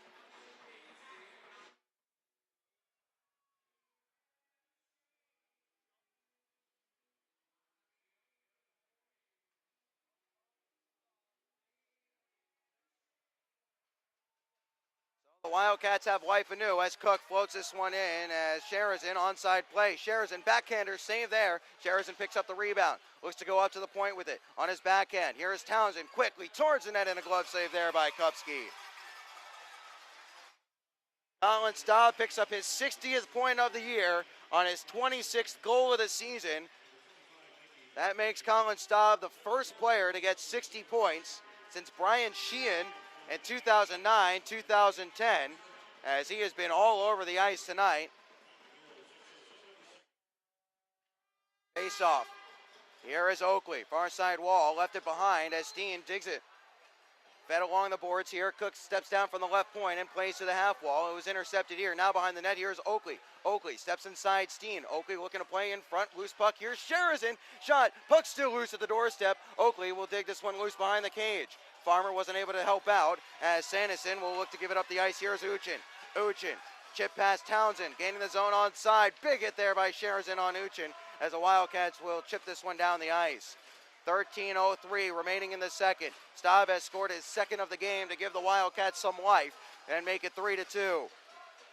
60th point of the year for Colin Staub. First to hit that mark since Brian Sheehan for the Wildcats in 09-10. Reisinger thought about playing it with a high stick, let it go instead as the Cats are in the midst of a change. Here's Vanderbeek now. Stick move inside Yeager to the red line. He'll step and play in deep. All the way around the glass it runs. Reisinger can't dig it loose. Here's Soloviev at the point. Back down the wall it goes. Wanted Stanley. Stanley gets it in the corner, spins off Matt Cook. Here's a quick shot from Giles, fought off there by Shaw. The rebound at the doorstep, and Yeager will pick this one up. Wanting it up the ice was Reisinger. The pass was intercepted here as tumbling down to the ice under some pressure from Reisinger was Giles. Giles slashed Reisinger after the fact. Vanderbeek up the ice, onside play. Shot steered wide there by Shaw. Turnaround pass was intercepted here as the pass for Reisinger was off Yeager was off his back skate. So Stanley tries to sweep away from Yeager. Instead, Subri intercepts and gains the zone. Here's Subri. Chips it softly towards the net. Gets stood up here. Wildcats are in the midst of a change as Lone Star takes possession. It's Walrab stepping out from behind the cage of Kupski. Walrab tries to step around Albrecht there. Davidson gains the zone, but it'll be offside as bodies went tumbling down to the ice. 11:49 remaining in the second. 3-2 the score. The Wildcats have pulled one back, though, as that should be Staub from Cherniak and Bolio. We'll get that corrected in the intermission here as the faceoff will be in the neutral zone. Colin Staub continues to have the career year that he was hoping for this season, and he was up for the challenge here tonight. He is the hungriest player on this ice. There is no question about that. By the way, for Colin Staub, that is his fourth goal of the season against the Brahmas and 7th point overall. Sent towards the net there, intercepted here as Lazarus tries to hold the zone and does so with the help of APAP. Into the corner, here's Albrecht, looks to spin towards the middle, now Lazarus overskates as well. Albrecht, that is stick chopped free, can't get it back, as up the ice, here comes Oscar Andren. Chip past Townsend. Oscar Andren takes it to the left wing corner and plays it softly behind. Cook ran it along there, away from Vidmar, as Albrecht was just able to get this one out to the neutral zone. And that results in a delayed offside as Steen had brought it back in for a shot. 11:16 remaining in the second. 3-2 the score here as the Wildcats have cut into that deficit. And moreover, they've given themselves a little bit of confidence and some breathing room as Colin Staub has been all over the ice tonight, has a couple of goals to his credit. He's there to take the draw against his counterpart, Chad Gadarian. Staub locked up here. He'll force it to the wall and now skate to the red line. Staub chips it along the wall, steps past Steen. Can't beat it to the corner though, as Sanderson was first there. Staub trying to dig it loose along with Nikita Litviak down low. Staub gets his stick free. It loses out though as Sanderson skates behind the net. Sanderson now looking to charge through the middle of the ice. Poked away from him, but playing this one in deep. No icing here. Loose puck on the back door. Egan picks it up. Townsend picks his pocket. Wildcats skate up the ice. Here's Colin Staub in front of the bench wall. Now it's Bolio. His pass was behind him. As in the loose puck in the neutral zone. Here's Gadarian. Gadarian splits everybody. Gadarian and a pad save there by Shaw as he got a stick to it. 10:36 remaining in the second. Weird play there. Cook and Townsend both looked at Gadarian and then both backed off their gap, seemingly thinking that the other was going to pick up the man. And allow Gadarian to walk down the middle. That's actually very similar to what we saw happen in the overtime winner for the Killer Bees last Thursday evening for the Wildcats. This time Shaw was able to make a save. I think he poked at that one and forced it a little bit wide to help his cause. Clear down the ice here. This is going to go for icing against the Wildcats with 10:30 remaining in the second. We'll get the whistle as Chernyuk is the man guilty of it. 3-2 the score. Ben Horner with you here on FastHockey.com and the Wildcats Broadcast Network. If you're just joining us, the Cats went up 1-0, 34 seconds in. They then allowed 3 unanswered goals. However, Colin Staub picked up his second of the night a few moments ago as this one is into the skates of Sherazin. He'll stick it loose, drop pass here as an arrow worked it along, and Sherazin will skate up the ice. Sherazin hacked off it here, turned it over. Here's Vidmar, drop pass. Larson tries to step towards the middle. Here's Larson still. His shot and a glove save there by Shaw. 10-12 remaining in the second. What tenacity by Larson. And a stick checked every which direction, and he still managed to fight through, stay on his skates, and get a shot away that Shaw managed to glove down. Face-off coming to the right of Mr. Shaw. Face-off will be taken by Colin Staub against Cody Wickline.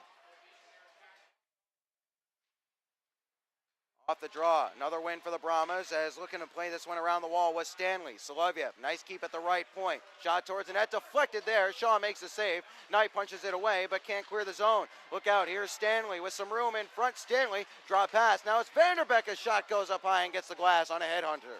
That one rattles all the way down the ice as the Wildcats will change up their defenseman here. Storm Walrap chases this one back, tries to step away from Litviak. Litviak trying to disrupt Solovyev as well. Solovyev fighting through the checks, gets to the red line and plays this one softly in. No icing here. Shaw had raised his glove hopefully as Cook runs this one all the way around the boards. Here's Austin Bolio gaining the zone with him. Here's Jaeger. Bolio, top of the zone. Shot easily intercepted there by Sturzinger in front. Skated onto, here's Wickline. Has Vanderbeck to his right. Drop pass, here's Vanderbeck. Walking in, here's Vanderbeck. Back for Wickline, and he'll take it to the corner. Wickline again. Vanderbeck again. Vanderbeck up to the blue line. Here's Walrap. Slap shot. Blocked in front. They scored. It caromed off the leg of Matt Cook and into the back of the net. The guy who has done so much, who has led this defensive core, looks shell-shocked there. Nothing Cook could do about it. Shaw made the save, and it caromed right to the leg of Cook and into the back of the net.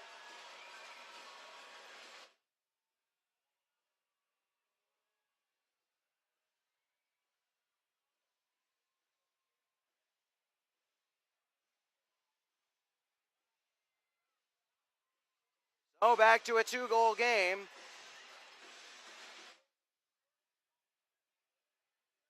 Man, it just seems like this Brahmas team gets bounces in this building, don't they? It was a good keep at the point by the Brahmas. They got it towards the net. Shaw made the save, and then the fluttering puck off of the leg of Cook and in. It'll go for Walrab's goal.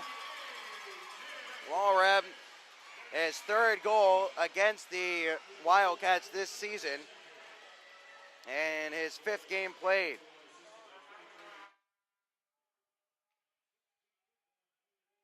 Charniak can't dig this one loose along the wall, as an arrow has some trouble with it, but he'll step away from Larson and look to play up the ice. Hopeful pass. Albrecht has a step. Here's Albrecht. His shot there, and Thompson was able to force it wide with a good stick. Cherniak kicked it along to a teammate on the far side. Now he'll get bundled up there with Lazarus as Apap tries to touch it towards the net. It was intercepted by Thompson as Albrecht was waiting for it. Albrecht putting Thompson under some pressure here. Thompson loses the handle on it as Lazarus plays it up the wall. Wanting Albrecht, Apap punches at it as well. Apap toe drag here into the zone. Around the wall it goes as Walrab checks his chicklets after he took a little stick up high from Tommy Apap. Intercepted here by Cook. He has to bounce off from that unlucky bounce here and be the leader that he has been all year on the defensive core for the Wildcats. Walrab upended there by Farmer in the neutral zone. Here is Matt Cook. Cook, cross ice pass, Sharazin, Farmer, onside play towards the front of the net. Thompson will glove this down as the Cats were in the midst of a change. Thompson turned over. Here's Farmer, wasn't able to get it towards the net as now a stretch pass is onto the stick of Sturtzinger. Nice play by Townsend, but he wasn't able to skate onto a skipping puck through the neutral zone as now here's Sturtzinger walking in. Sturtzinger trying to measure up Oakley. Good hip check there by Oakley to run him down to the ditch. Cook back behind the net for Townsend. Townsend loose touch there. It's to the corner. Townsend will pick it up once more. Banked off the glass. Oakley skates onto this one here and gains his own at the right wing wall. Puts on the brakes waiting for reinforcements. Around the net he'll go for Sharazin. Sharazin up to the blue line. Good keep for Litviak. Here's Litviak. His shot off a stick goes up and out of play. 7:33 remaining in the second. That'll take us to our media timeout here in the second period. The Wildcats are trailing 4-2. Storm Walrab from Vanderbeck and Wickline at 10:47 of the second as the Brahmas back up by 2 after Colin Staub had turned a 3-1 deficit into a 3-2 game. Here's what's at stake. The Brahmas clinch one of the 2 first-round byes with a regulation win tonight. The Wildcats need to get one more point this weekend than the Brahmas to lock up a bye. A regulation loss here this evening would not officially eliminate the Wildcats, but boy, would it put a big dent in their chances. Were that to happen, the Wildcats would then need Topeka to only pick up 3 points of an available 6 on the weekend. That game getting set to get underway in Wenatchee as we're in a media timeout. The Wildcats have not had too many good looks towards the net here in this second period. Officially shots on goal, 8-6 here in this middle frame. I'll say this, there's nothing exactly the Wildcats have done that has kind of opened things up for the Brahmas. They took a silly penalty, or a borderline penalty, I guess we'll call it, as it looked from here to be a clean seal out. And then a couple of friendly bounces, one off a leg in the slot to Vidmar with a lot of net to shoot at, and then the other off a leg of Cook and in. Here's Cook, now Staub, turnaround effort there, he couldn't pull the trigger. Litviak with it again. He'll play it wide of the cage there, off the back wall. Sanderson has his pocket picked by Bolio. Bolio can't get it back though as Steen plays it off to the far side half wall. Knight trying to glove this one down and tie it up across the way. He'll do so just inside the blue line, now above the half wall, trying to dig it loose, and doing so momentarily where the Wildcats, this one cleared down the ice as Staub will take it in the neutral zone. Now it's Bolio. His pass for Litviak intercepted here as Guderian will now race Baum back to the puck. Here's Guderian into the offensive zone in the right wing corner. Sealed off there by Baum in the last 7 minutes of this second period. Baum trying to dig it loose. Davidson getting involved there as well as Davidson tries to dig it free with Colin Staub there as well. Staub swatted it along there. Litviak first to it on the far side corner. Litviak chips back whence it came to the near side corner, and Baum will pick it up and move forward for the Cats. Bolio got to stick to it here. That negates the icing. Baum took a big hit there from Sturtzinger. Sturtzinger gives him a good little glare as Baum comes to the bench. Here is Sean Giles. Thought about leaving it there for Carroll. Now we'll start up the ice and get to the left wing side. And Sturtzinger now back to the middle for Carroll. Carroll onside play. Carroll towards the net. Glove save there by Shaw. And he will hold on. 6:15 remaining in the second, 4-2 the score in favor of the Brahmas. And the Wildcats, you don't want to say that the game would be over after this if they don't pull one back, but the third period is not where you want to be trying to come back against the Brahmas. I mentioned it a bit ago, 80 goals in the third period for Lone Star this season compared to just 33 against for their opponents. By far the best margin of any period they've had, and the Wildcats are getting outscored 11-4 in head-to-head meetings against Lone Star in the third. Shot blocked here by Reisinger as he'll blank it down the wall. He wanted Yeager. It was away from Eric as it's played in deep, and Shaw leaves it along behind his cage for Azanaro. Azanaro back along Chernyuk, given away. Quick shot blocked in front there by Vanderbeek as Chernyuk needs to wake up here. Been a little bit sleepy now on a second attempt. He'll try to take it away from Vanderbeek. Instead of the blue line, Soloviev shot punched away there by Austin Shaw through a whole lot of traffic. Still it's Vanderbeek though after Yeager couldn't clear the zone. Into the corner, dumped down to the ice by Subri was Wickline as this is into the high slot where Reisinger intercepts. Reisinger chipped it past Soloviev. Soloviev punched it right back up the ice though as now it's Baum. Rather has an arrow in his own zone. Dangerous pass here. It's Yeager into the stride of Reisinger. Reisinger fanned on the check here, or on the shot, as he stood up well. Now it's Vanderbeek. He'll put on the brakes and now play it hard around as the Brahmas were in the midst of a change. Lazarus, fresh from the bench as well. Got it back along for Matt Cook. Cook, now it's Thompson. Instead, Albrecht gains his own. Here's Albrecht looking to shank towards the middle there. Lazarus didn't get to him. APAP now trying to dig it free. Taken away from Tommy in the last 5 minutes of this third. Nice little seal there by Albrecht, but Larson gains his own. Here's Larson trying to walk around Townsend there, and he's forced to the back wall. Here's Larson with it once more. Looks to leave it in the corner. Instead, plays it around behind for Vidmar. Vidmar at the right wing wall now looks to put on the brakes and go back towards the corner. APAP intercepts and jabs to the neutral zone. APAP couldn't reach a loose puck though to send Lazarus on his way, as now here's Albrecht. Albrecht trying to step through, gave it to Lazarus. Lazarus has to chase it down. On the far side, Townsend, slap shot, fought off by Kupski, loose. Here's Lazarus in the circle. He'll spin and leave it there for Farmer. Farmer puts on the brakes, fed in front there, intercepted. Lazarus, now Farmer again, shot, scores! 4:18 remaining in the second. Farmer picks up the goal after Lazarus blocked it down on the clearing attempt. And the Wildcats are back within one again. Nick Farmer picks up his 23rd goal of the season. Wristed it in front. A big slap shot from Townsend. Was steered away by Kupski, but he got handcuffed by it. Lazarus found it and kept play moving before Farmer scores.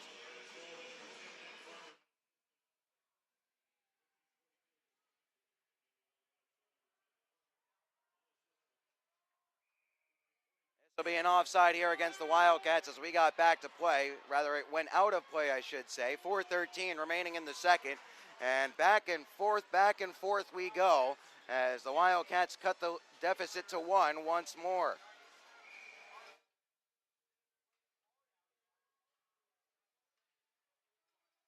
Farmer in the high slot, currently unassisted. They might add one for Lazarus. Either way, here's Chernyuk. Now it's Bolio. He'll ramp it in there as Stakoviak, the linesman, had to duck out of the way. Now it's Staub trying to dig it loose. Bolio gets involved there as well as Staub has it tied up. Steen is involved there as well. Steen on his backside, managing to keep this one tied up very nicely. And we will get the whistle blown as Farrell decides to unplug this situation. Smart play there. 3:52 remaining in the second. It is 4-3. As the teams have been trading goals in this second. 2 for the Wildcats, 2 for the Brahmas.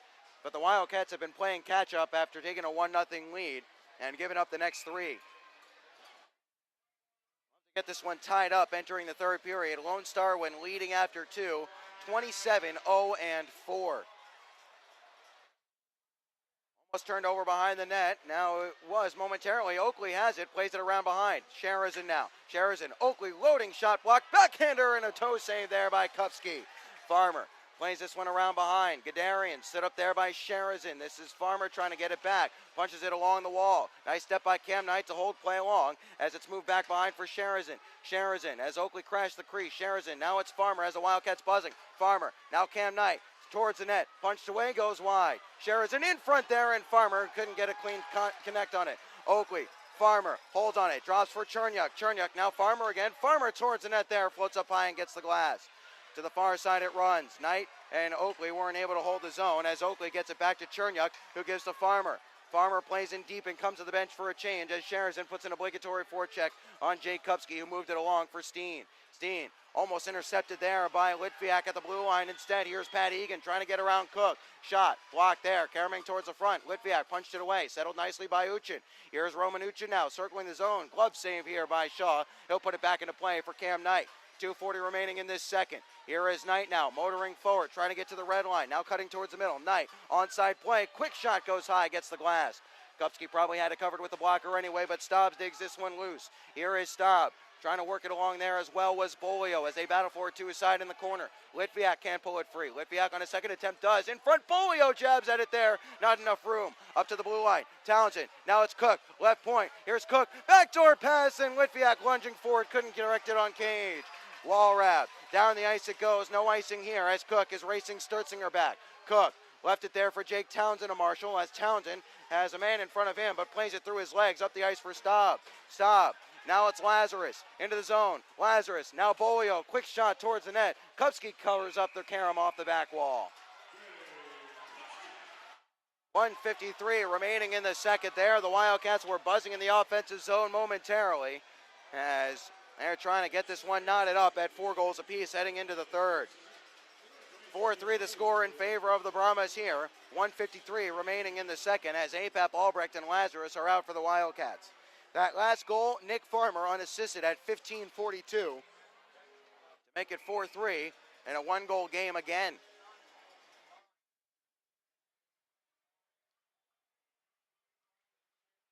Off the face-off, Apap couldn't win it back. Albrecht trying to dig it loose along the wall, punches it towards the corner. Here's Albrecht now still. Albrecht forcing it along there. Apap chases to the right wing corner, banks up to the point. Nice keep here by Townsend towards the net. Blocked down in front there in the body of Walrab, and he'll clear. Down the ice it goes. Townsend knocked it away from Walrab. Townsend then plays it with a high stick as Lone Star will finally touch up here, but they played it into their own bench. Break there. 1:30 remaining in the second. As Townsend had played it with a high stick, Lone Star touched up, but on the touch, they put it out of play. So not only do the Wildcats not have to deal with a defensive zone draw, they'll get a neutral zone face-off out of the deal.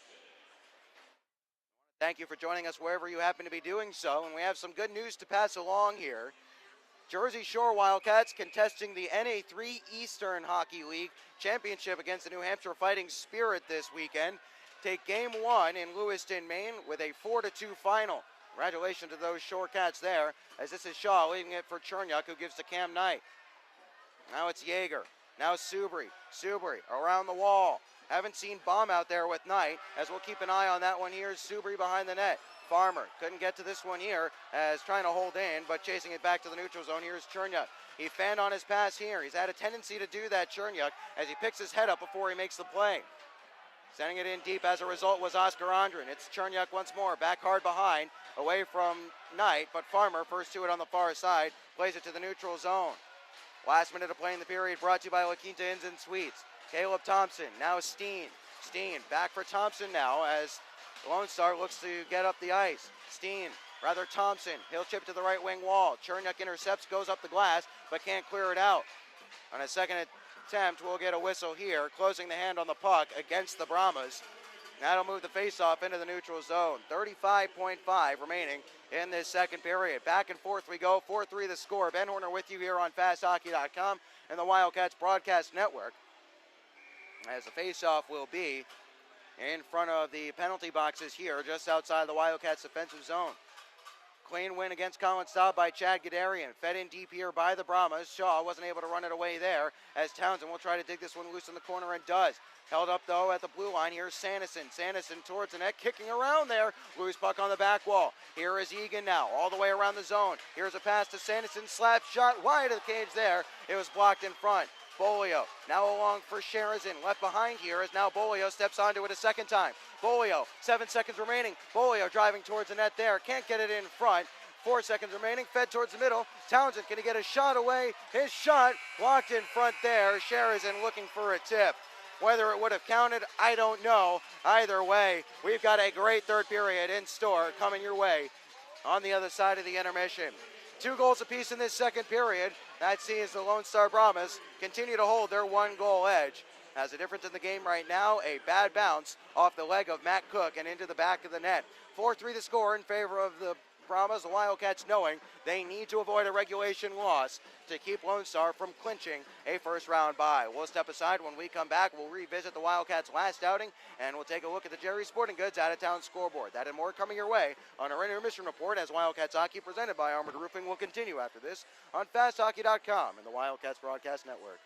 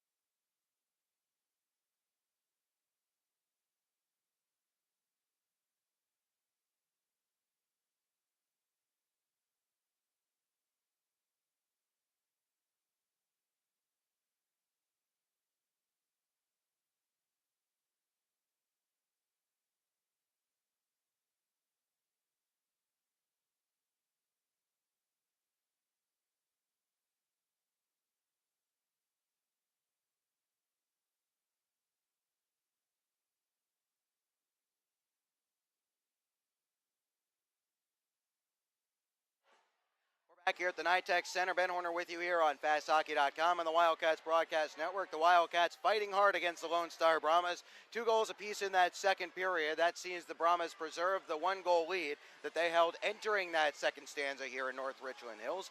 As the Wildcats got goals from Colin Staub and Nick Farmer, who else, the veteran, stepping up at a time when the Wildcats desperately need to pick up some goals and pick up a win. A win here tonight in regulation for the Brahmas, as we've been mentioning, gives the Lone Star Brahmas a first-round bye, and not only that, it puts the Wildcats behind the 8 ball. They would then need Topeka to drop 3 of 6 points as opposed to just 1. Otherwise, they would be staring a first-round matchup in that play-in round next weekend dead in the face. The Wildcats obviously knew that this game was going to go much differently than that game against Amarillo last Tuesday, I beg your pardon, as thus far it has done just that. But here now, though, we will revisit that game against the Amarillo Bulls. Here are highlights from that 6-1 win over Amarillo from Tuesday evening.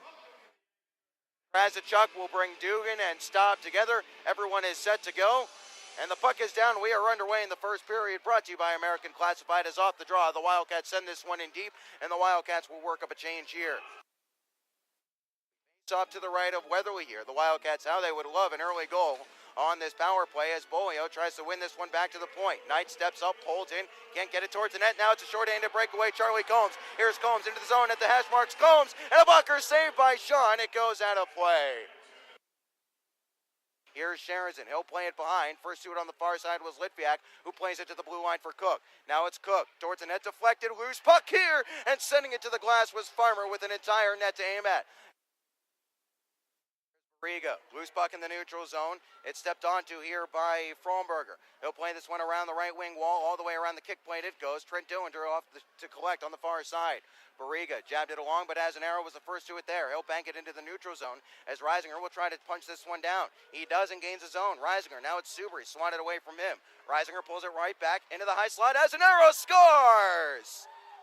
5-hole on Weatherly, 11:44 remaining in the first. Austin Azanaro loves this building. His second goal in 3 games here at the Amarillo Civic Center. The Wildcats draw first blood. They're on the board with a 1-0 lead. Azanaro's 5th of the season with the Wildcats from Reisinger and Subri. Credit to Reisinger for winning that puck back after he lost it, trying to gain the zone and feeding it into the middle. As a quick, look out, turned over. Here's a man charging down the middle. They score. Townsend. He wasn't able to hold on, and Dugan scores right back, and we're tied up 1-1, 9 seconds later. Face-off will be to Shaw's right here, rather his left. Farmer, clean win on the face-off. Oakley picks this one up, and we'll look to start the breakout. Chip softly along for Farmer. Farmer blown up there, but he got the puck up the ice here. Sharazin, his shot scores! Sharazin from the circle. 2-1, the Wildcats regain the lead. Kevin Sharazin's 26th of the year, and Nick Farmer will take that all day. He got blown up, but he made the play before he did so, and that allowed the Wildcats to walk in with some room and take a 2-1 lead. But everybody is Senelius. He'll move it up the ice for Dillinger. Dillinger, left wing side. Christensen shot. Oh, and he rang the bar. Rang the crossbar. It's onto the stick of Oakley. Staub takes it around one man and looks to gain the zone and does. Staub into the middle. Staub again. Goes back for Bolio, and the pass was intercepted by Restagno. Restagno floats this one down the ice. Harrison not with a high stick as the Wildcats have it in their possession once more. Litviak splits everybody. Litviak in front. He scores! Nikita Litviak. Forehand, backhand, slip it 5-hole. 7:48 remaining in the first, and the Wildcats lead 3-1. Nikita Litviak turned on the afterburners, got around one man, turned the corner around Ben Yench, and slipped it home for goal number 12 on the year. Now it's Cam Knight. Knight looking to split everybody here. Ran away from him just a little bit. Has some trouble with this one here, but he shrugs off a big check from Charlie Combs. Walking in, though, here is Dugan. Dugan, his shot off the skate of Baum. Wildcats have invited some pressure on themselves here. Looking to center. Here's Christensen. Shot saved. Loose puck, and it hits the outside of the post as Shaw was lunging to get his right pad to the post. Pass, onside play. Here's Wadania trying to get around Cook. Good defensive play there by Matt Cook as it's rolled softly into the stride of Albrecht. Albrecht gets into the zone, onside play, loses out here, but Lazarus chases this one down. Lazarus behind the net here, has it jabbed away from him. He'll fight through the check and get it to Albrecht. Apap all alone in front, shot, scores! Tommy Apap slipped it 5-0 on Martinson. What an effort by Albrecht and Lazarus. They finally get rewarded for their work here tonight, and it's 4-1 Wildcats with 8:11 remaining in the second period. Along the way on the far side, tries to hold in at the half wall and does. Now it's Litviak. Litviak into the corner for Albrecht. Albrecht back for Litviak. Litviak with it once more in the left wing corner. High slot. Here is Staub. Shot, save. Litviak on his backhander and a glove save. No, they scored! His stick broke in the process. Litviak gets his second of the night. Martinson reacted like he had it in his mitt, but it gets home and the Wildcats are up 5-1. This is what happens when you get prolonged pressure in the offensive zone. The Wildcats did not let Amarillo develop anything back at the other end, and then they cash in. Lazarus, right wing circle. He'll put on the brakes and play it behind the net for Albrecht there. Albrecht spins away, upended here in the corner. No call up coming. Here is Albrecht behind the net now. Wrap chance, loose puck. Loose puck again for Albrecht. Loading shot, scores! Albrecht throws it into the top corner. He had an assist, 2 assists tonight. That's his 9th goal of the season. As the Wildcats now lead 6-1 with 6:17 remaining. Holding at the right point. Has an arrow lost his stick. Cook softly towards the net, wide of the cage there. 3 seconds remaining. Knight, now Cook, holds on a slap shot, rising her towards the net, steered wide, and there is the horn. The Wildcats take this one 6-1. They are still alive in the hunt for a first round bye, and they still maintain hope of a South Division regular season title.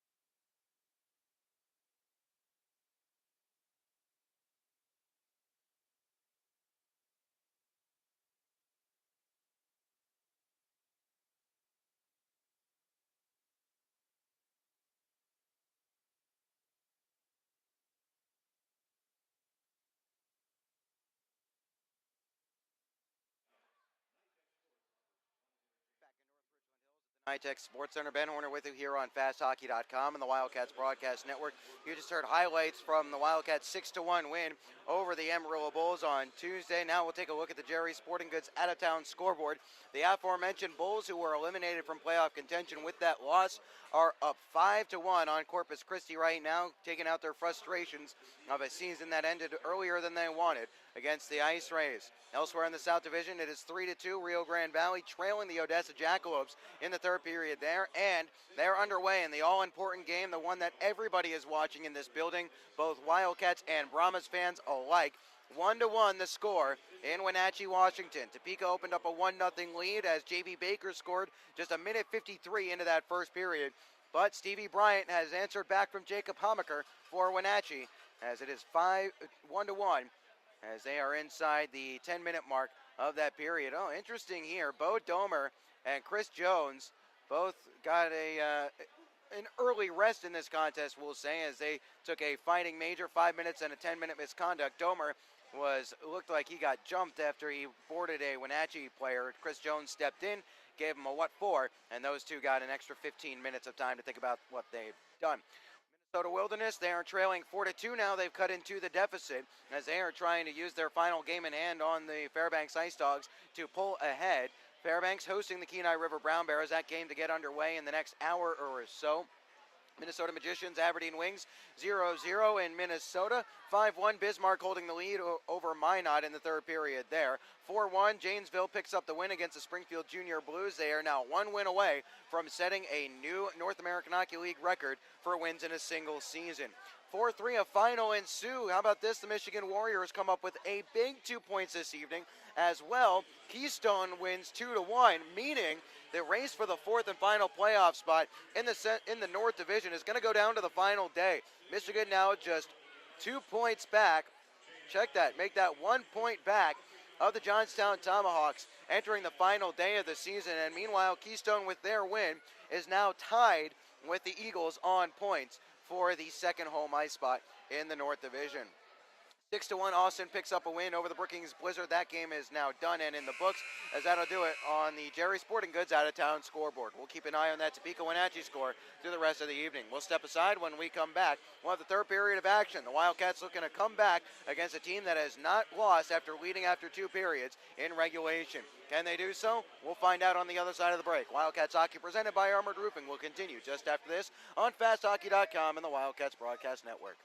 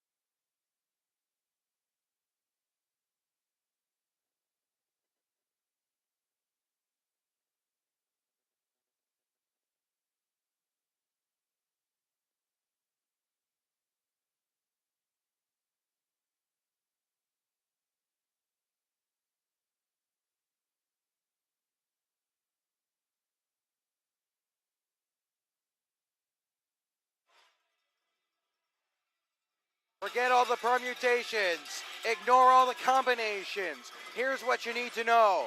The Wildcats are trailing 4-3, and they need to win here this evening, or at the very least, prevent this one from being a regulation win for the Brahmas if they're going to push this to a final day in the hunt for the South Division title. Ben Horner back here with you on FastHockey.com and the Wildcats Broadcast Network, coming to you live from North Richland Hills at the NYTEX Center.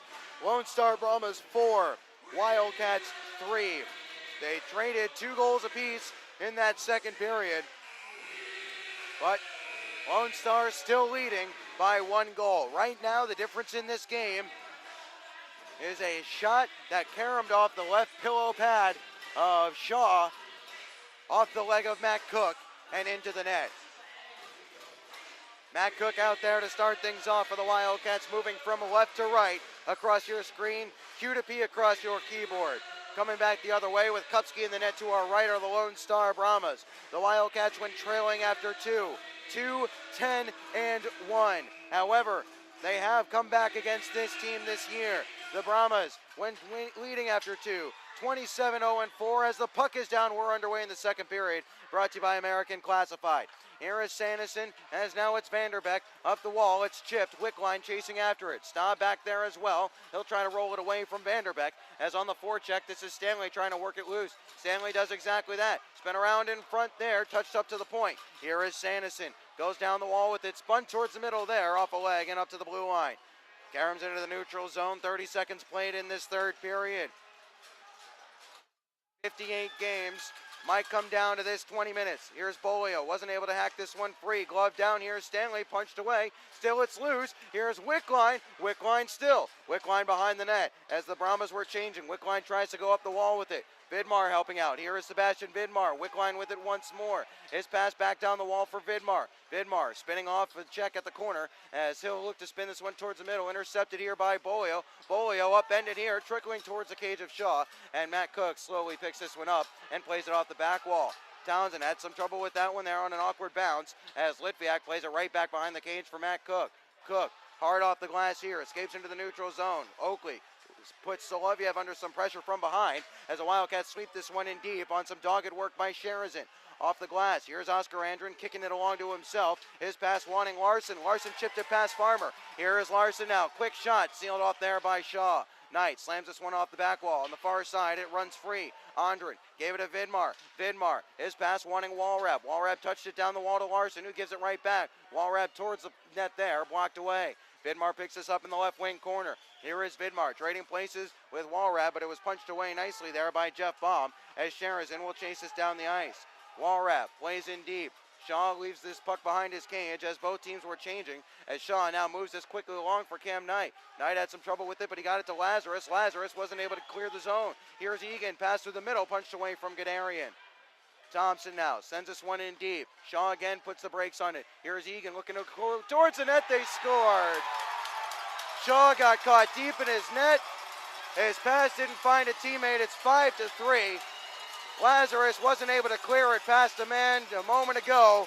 The Wildcats invited the pressure on themselves. Opportunistic scoring for the Brahmas. And it's 5-3. Shaw was deep in his net. That pass never should have been allowed to go across the crease. Comedy of errors for the Wildcats allows Gadarian to score to make it 5-3. 2 giveaways in a minute and a half in the defensive zone. And now the hill gets a little steeper. Still plenty of time for the Wildcats, but they have to lock things up at the back, and Shaw has made some strong saves tonight. There's a couple of goals that he's going to want back, and that's one of them. He got caught way too deep in his net. Way too deep. 17:48 remaining in the third.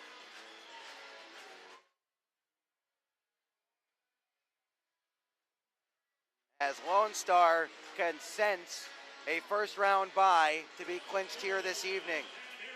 They're hungry for it, and they're putting the Wildcats under pressure. Sanderson plays this one in deep. Back to collect it here. Cherniak gets beat to it far too easily by Carroll. In the corner, Davidson wasn't able to take it there. Reisinger looks to work this one up the wall into the neutral zone. Here's Yeager. Yeager goes down the left wing side and chases after it as Kupski thought about playing it there but leaves it behind instead. Sanderson goes down to the ice. Here's Subri. Now Yeager. Yeager backhander towards the net. Loose puck there, and Kupski will cover up. Yeager takes a little extra hack as he went down to the ice.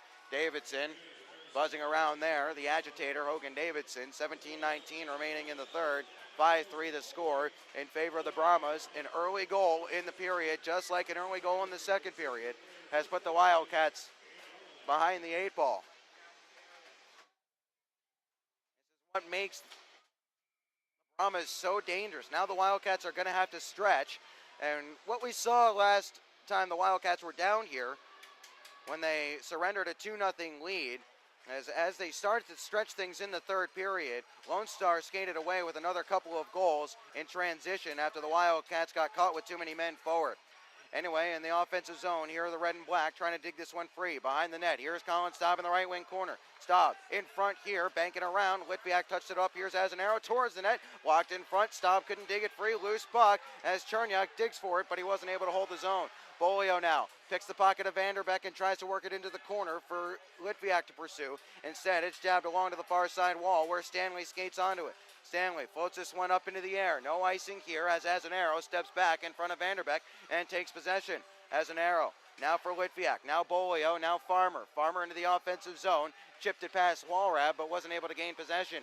Here is Larson, put under pressure here by Farmer. Farmer worked it to the neutral zone as Townsend plays this one softly along as the Wildcats try to re-enter. Oakley, now Farmer, ran away from him and Thompson will chase over and try to meet it there. Farmer was able to keep play moving momentarily as now this is Sebastian Vidmar for Lone Star. Vidmar, Townsend gloved it down and lost it though. Here is Andren into the offensive zone. Andren toe drag, puck loose, and a great back check here by Townsend as they'll work it along for Oakley. Oakley, hard pass, cross ice. Here's Sherazin in stride. Sherazin shot off the face mask and out of play by Kupski. 15:58 remaining in third. Shot in stride for the Wildcats' leading goal scorer, Kevin Sherazin. Now tied for the lead is Colin Staub, has 26 as well. As a good hard shot, looking for the top corner, was turned aside by the headgear of Kupski. I always wondered what runs through a goaltender's mind in that split second before that hits off the face mask. Here's Cook towards the net, easily blocked down in front as this is chipped along here as a pass through the middle for Uchin was intercepted by Cook. Cook blown up there in the neutral zone. Lazarus had possession though as the Wildcats are trying to force this one in. Lazarus brings this in on side, skating down the right wing corner. Lazarus now looking to curl all the way out in front. Lazarus to the left wing corner now. Now it's Townsend wanting it. High slot shot saved there by Kupski. Through the legs of Egan went the shot. Kupski makes the save and holds on. 15:33 remaining in the third. 5-3 the score in favor of the Brahmas. The Wildcats, realistically, they need at least 1 point here this evening. Now, not realistically, they need 1 point minimum this evening if they're going to have any shot at the division. Regardless of what Topeka does, the Wildcats cannot lose in regulation tonight. They can. They're physically possible of it, obviously, but if they want to win the division, that would undo that in a hurry. Here is Sturzinger. Quick shot. Steered wide there off the blocker of Austin Shaw. Goes up and out of play into the net. Caromed right back onto the ice surface. Faceoff will come to the right of Shaw with 15:23 remaining in the third. It's important to remember for the Wildcats here that obviously they want the division, but first and foremost, what they really, really need is the first round bye. The value of that bye really can't be overstated. Gives you a chance to get guys healthy and get everybody well rested and make some tweaks. Off the face-off, this is behind the net of Austin Shaw. Here is a pass up to the blue line for Giles towards the net, deflected in front there by Davidson, but goes wide. Reisinger will pick this one up. He'll play down the glass. Will this be icing here? Yes, it will, as we'll get a whistle and an offensive zone draw for the Brahmas with 5 minutes even played in the third. 5-3 the score. Ben Horner with you as the Brahmas hold a 2-goal lead. Their third 2-goal lead of the night. They were down 1-0, then up 2-1, then 3-1, then 3-2, then 4-2, and 4-3. Early goal in this third period has put them back on top by 2, as getting it was Chad Gadarian at 2:11 of this third. Off the face-off in the defensive zone, Reisinger charges forward. Right wing circle. Here's Reisinger trying to go alone. He'll put on the brakes in the corner. Up to the blue line. His pass easily intercepted here. Andren tries to work it along to a teammate. Instead, Reisinger overskates it again as Vidmar will finally pick up the errant puck.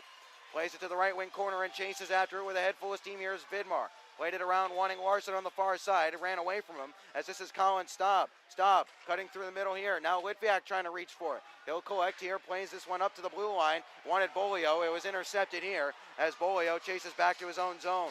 14:20 remaining in the second. Bolio now gaining the neutral zone and now into the zone. Here's Bolio again. Bolio tried to force it towards the net there. It was blocked in front. Bolio digging for a bouncing puck at the side of Kupski's cage. Picked up here by Thompson, almost turned over to Staub, who's on a hat trick, as Larson moved it along for Stanley. Stanley reverses a big hit there as Litviak went to give him a run. Litviak slow to get up here. Still, Litviak down on the ice. Farrell will blow play dead as Litviak got stood up there. He tried to deliver an open ice check as he slowly climbs back to his feet. Litviak, hopefully just winded. 13:57 remaining in the third. Still has not done anything to get back to his feet. Litviak got stood up hard by, I think it was Caleb Thompson. It was Litviak who was trying to lay the boom, and Thompson saw it coming and lowered it right back. Litviak being attended to by the Brahmas training staff. Devin Pipes, the trainer, out there attending to him. Litviak back to his feet and skating to the bench under his own power. Hopefully he just had the wind knocked out of him, as we'll keep an eye on Nikita to see if he comes back to this contest. So 13:57 remaining in the third.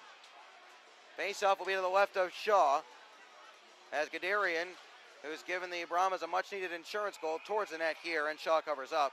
Who had given the Brahmas a much-needed insurance goal here, won the face-off, knocked it towards the net. Shaw covered up.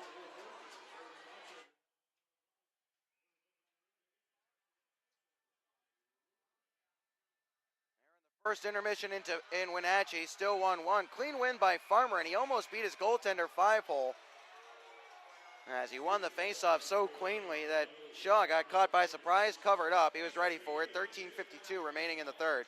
5-3 the score as the hunt for the division title may come down to this next 13 minutes and change here. Another face-off win for the Wildcats. This is Cook having some trouble, but he got it to Townsend. Here is Townsend up the ice for Sharazin now. Sharap and Gallup into the zone. Sharazin, quick shot and a glove save there.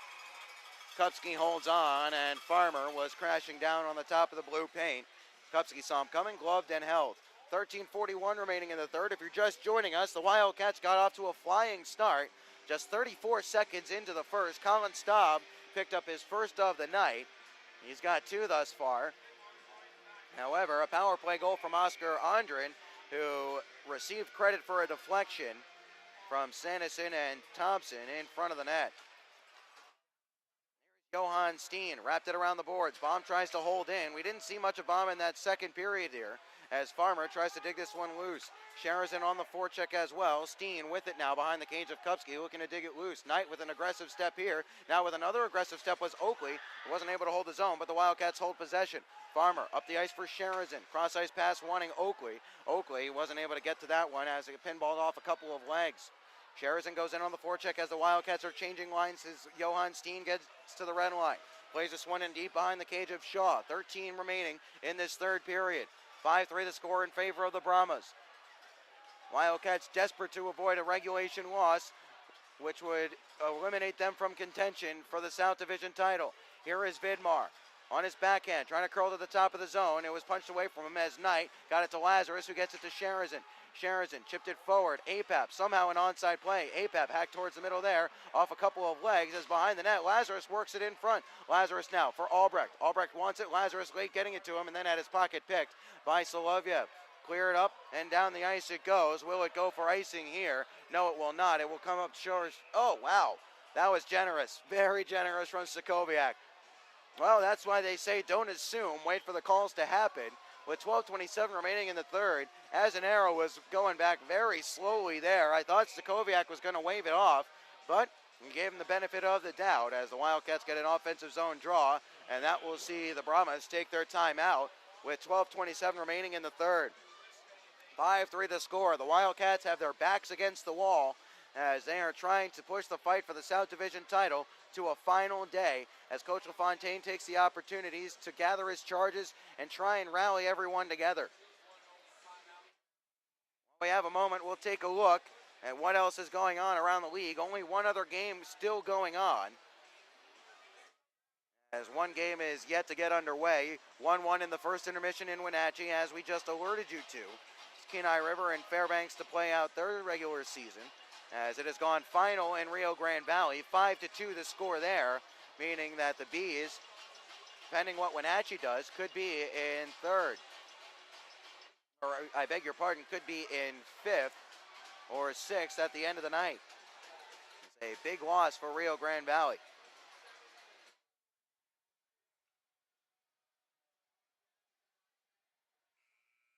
Face-off will be to the left of Kupski.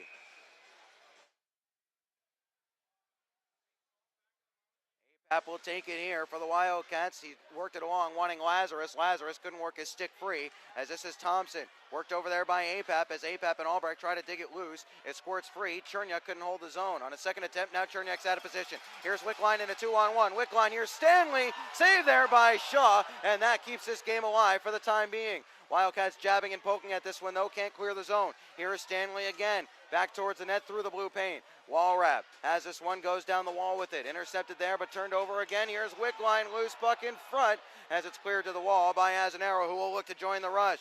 Azanaro, 3-on-2 for the Cats if they hurry. Here's Albrecht now, left circle. Albrecht looking to center here, plays it towards the front of the net there, sticked away by Sean Giles.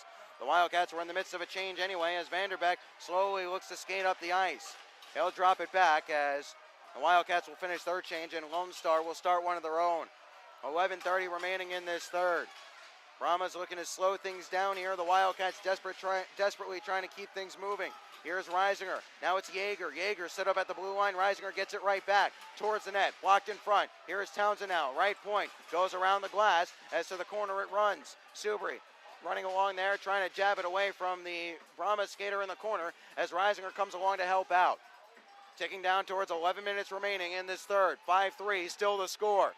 Reisinger can't sweep it up the boards. Townsend was waiting at the right point. Intercepted now as Carroll plays it, but it was intercepted here by Townsend. Townsend set up in the neutral zone. Subri set up in the neutral zone. Punching around here, finally squirts free as Yeager gives to Cook, who worked it up the ice. Skipped over the blade of Townsend, though. Here comes Sturzinger back in. Sturzinger protects here at the wall. Had it intercepted. Now Litviak looking to charge this down the ice as Guderian skates it back and looks to go up the glass. Glove down here by Litviak. Litviak protects, but has his pocket picked by Davidson. Now Davidson trying to get around Townsend. Cook back there too. Davidson with a little dive there. Referee Farrell not fooled at all. Davidson's got that reputation for himself as a bit of an embellisher. Here is Cook. His pass almost intercepted, but it was able to reach Litviak, who gets it to Staub. Staub on a hat trick, skating to the right circle. Here's Staub, goes wide on his effort as he was tumbling to a knee. Cook, now Bolio, shot, saved there, a loose puck. Staub can't dig it free and get a shot away as Uchin flips this one to the neutral zone. 10 minutes remaining in the third. Cats trailing by 2, needing to avoid a regulation loss to keep the race for the division alive. Litviak, shot in a glove save there by Kupski. 9:57 remaining in the third. That takes us to our immediate timeout. Ben Horner with you on FastHockey.com and the Wildcats Broadcast Network. The Cats got this game off to a flying start, 1-0. However, goals by Andren and then Hogan Davidson in the first made it 2-1. Teams traded 2 goals apiece in the second. However, an early goal in this third by Chad Guderian at 2:11 of this final frame as the Brahmas up 5-3. And we'll give credit to the Brahmas. They kept play alive, but we must mention the Cats had 2 great opportunities to clear the zone before that happened, and they weren't able to do so. Talked about playing mistake-free hockey. Easier said than done, obviously, but we'll have an offensive zone faceoff coming to the left of Jake Kupski. It was around this time, back on February the 18th at the K. Yeager Coliseum, that the Wildcats came up with a 2-goal fight back against the Brahmas to force that game to overtime. They would eventually succumb in a shootout, 4-3. It was Litviak and Cam Knight who got the goals in that one. Off. Farmer won it free but couldn't get it back to Townsend as Andren intercepted. Andren goes down the glass with it. Cook has to race back, has some trouble with a bouncing puck as now Vidmar continues to put him under pressure. Cook at his pocket pick. Vidmar looks to play out in front. Loose puck swatted to the back wall there nicely by Farmer. Townsend then picked Vidmar's pocket and is Oakley. Now it's Cook joining the rush. Offside play. No, it's an onside play here, as that was a bit of a generous call. Cook's shot towards the net was steered wide there, towards the corner by Oakley. Now it's Farmer protecting in the corner. Sidesteps a hit, loses out on the puck though, as hard around to the near boards. Townsend holds it in at the right point. Softly down towards the corner, wanting Oakley. Protecting it here from Giles. Behind, here's Farmer looking to play out in front. Instead to the blue line and Matt Cook. Cook shakes this one off, tries to go towards the net. This goes up and out of play off a stick of Sebastian Vidmar and gets into the protective netting. 9:07 remaining in the third. 5-3 the score. The Wildcats have fought hard in this contest as they have not been able to limit the Brahmas' offensive chances enough. They've done a good job of limiting them quite a bit, but the opportunistic Brahmas showing exactly why they lead the league in shot percentage. 26 shots on goal, 27 make that, and 5 goals. It's almost a 25% shooting clip this game. Cats unable to hold the zone here. APAP back to the neutral zone, gave it to Azanaro. Azanaro looks to play this one along. Albrecht kicked it free. Here's Albrecht, now APAP, as the two combine to cancel each other out of the play. Loose puck here, bounding along. Vanderbeek, his dump in was intercepted by the linesman, as this is finally spiked back to the neutral zone. Ran hard around the wall. Here is Stanley as Shaw gets back to his net. Vanderbeek wanted a one-timer here as that one went to the back wall. Vanderbeek still has it though up to the blue line. This is Caleb Thompson stepping inside Albrecht. Pass intercepted here by Chernyuk, who plays down the wall. 8:20 remaining in the third. Vanderbeek. Now it's Walrab. Walrab will give to Vanderbeek as it's moved along here. Townsend, rather as an arrow, force it back to the neutral zone.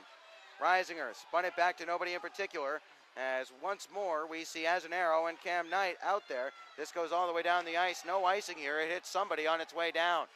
Sanderson, the first back to it here. Stretch pass. Hogan Davidson, look what he found as it landed on the backside of his blade. Instead, it's intercepted though, as Reisinger plays this one in deep on the backhand.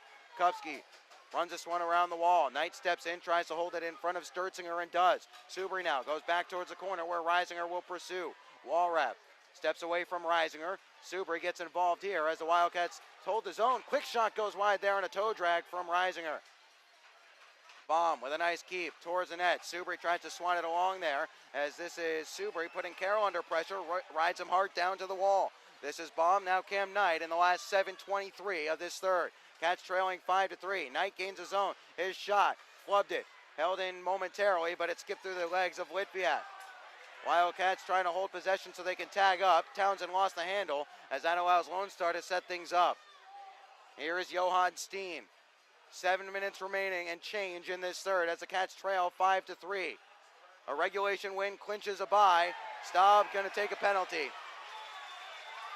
Egan gets up smiling. He knows he bought that one. Bit of an embellishment from Pat Egan as he flopped dramatically back to the ice. Farrell was buying it the entire way as the Wildcats will be short-handed on the Gilmore's Collision Center penalty kill. 6:58 remaining in the third. From here, I had a perfect view as Egan kind of grabbed hold of Staub's left elbow as Staub was trying to shrug off the check. As I guess you could call it smart gamesmanship, as the Wildcats are 1 for 2 on the Gilmore's Collision Center penalty kill. As a big slap shot is held by Sanderson. Sanderson will look to play this one down to the half wall. It's Oscar Andrin. Andrin now wheeling to the top of the right circle to the corner for Vidmar. Vidmar, good puck movement here. Shot goes wide off a body in front. Play it up to the point. Now it's at the half wall for Vidmar. Vidmar walks it back to the blue line. Vidmar dusts it off, gives to Sanderson now. Sanderson takes it to the left side point. Sanderson holds on a slap shot here as he'll look to give it. Here's a one-timer saved by Shaw, and he'll cover up as he looked behind him. 6:30 remaining in the third, 1:32 remaining in the penalty to Colin Staub. A holding call at 13:03 of the third period. The Wildcats are shorthanded here on the Gilmore's Collision Center penalty kill. Third time tonight. They gave up a power play goal to Oscar Andrin. They have changed that. Initially it was Anton Sanderson, but they say that Andrin got a stick to it to deflect it in front. So Andren picks up goal 18 of the year on the power play earlier in the first. Wildcats unable to clear the zone. Great keep by Sanderson as this is held in by Solovyev. But you toe dragged it outside the blue line, said Furman South, as that draws a reaction from everybody in a white sweater with purple plating. As we'll get a neutral zone faceoff. Minute 25 remaining in the penalty to Colin Staub. And not only is it a bummer for the Wildcats that they are shorthanded, but they have their best player in the box. Colin Staub has been pretty much unplayable this evening from a Lone Star perspective. Chernyuk flips it softly down the ice. Sheridan chasing after it shorthanded. Kupski plays this off the glass. Held in though, Karam towards the middle of the ice. Apap was well away from it. Now it's Oscar Andren gaining the zone at the right wing side. Tries to step past Chernyuk. D-to-D pass was into the neutral zone as Walrab has to chase it back. Walrab almost intercepted here by Apap. Trickling softly towards the end line here as Knight will try to step in front of Andren and kick it along. Kicked it only as far as Larson's tape though. Larson, now it's Vidmar up to the blue line where Caleb Thompson waits. Caleb Thompson now puts on the brakes past Sheridan. Thompson still. Now here's Walrab. Walrab, now Vidmar. Way too much time and space up to the blue line here for Thompson. Thompson, 40 seconds remaining in the penalty. Here's Walrab. Skipped over his stick, and the Wildcats will try to change up here as it's in the neutral zone. Walrab walks this one back in. Gets around Cam Knight. Walrab all the way around in front, and Shaw will cover up. Good push from right to left by Shaw to get his left pad over to the post. 5:25 remaining in the third. 28 seconds remaining in the penalty to stop. And if they kill it off, the Wildcats are going to have 4:57 to find 2 goals to keep from being eliminated in the race for the South Division.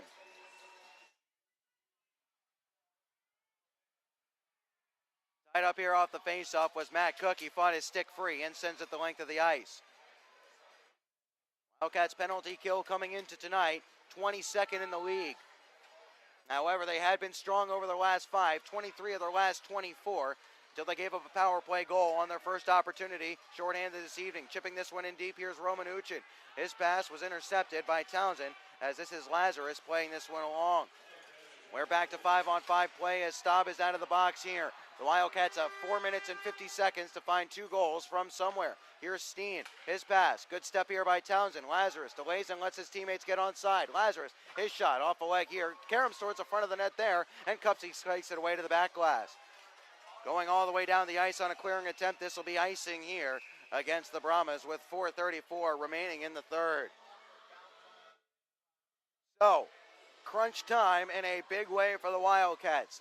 Whatever cliche you want to use, backs against the wall, now or never, do or die in terms of the South Division race. Pick your cliche, keep using it for the next 4:34 because the Wildcats need 2 goals to push the South Division race to the final day, at least from their perspective.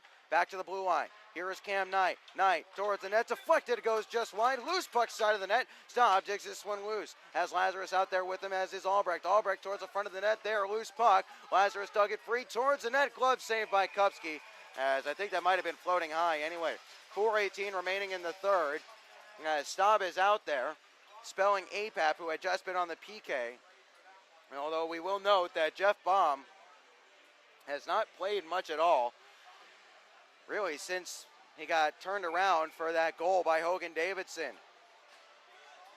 Staub will take the draw. A win for the Brahmas on the faceoff in the defensive zone. Solovyev along for Vanderbeck. Vanderbeck has his pocket picked momentarily, but got it back and gave it to Wickline. Wickline now gaining the red line, floats this one in deep to the left wing corner. First to it behind the net. Here's Vanderbeck. Vanderbeck worked over a bit by Cam Knight. Up to the blue line. Giles will allow Stanley to wheel this back down. Intercepted though by Knight. Cross ice. Here is Albrecht. Onside play. Now it's Lazarus. Lazarus holding on it. Looking to go back to the point. Instead, he'll spin it down the wall for Albrecht. Here's Albrecht now at the right point. Has to chase into the neutral zone. As here is Cam Knight. Knight. Lazarus might have just been better served getting that one on net in any way possible. If there's one thing you can say about Laz, he's almost always looking past first to find a teammate and set him up.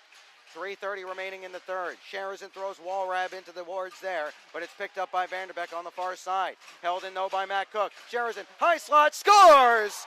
Sheridan with 3:23 remaining in the third. His 27th of the year, and the Wildcats are going to push this one to the end. They are within one with 3:23 remaining in the third. Kupski never saw that one. Cook gave it along to Sherazin in the high slot, as that is point number 51 on the year for Cook.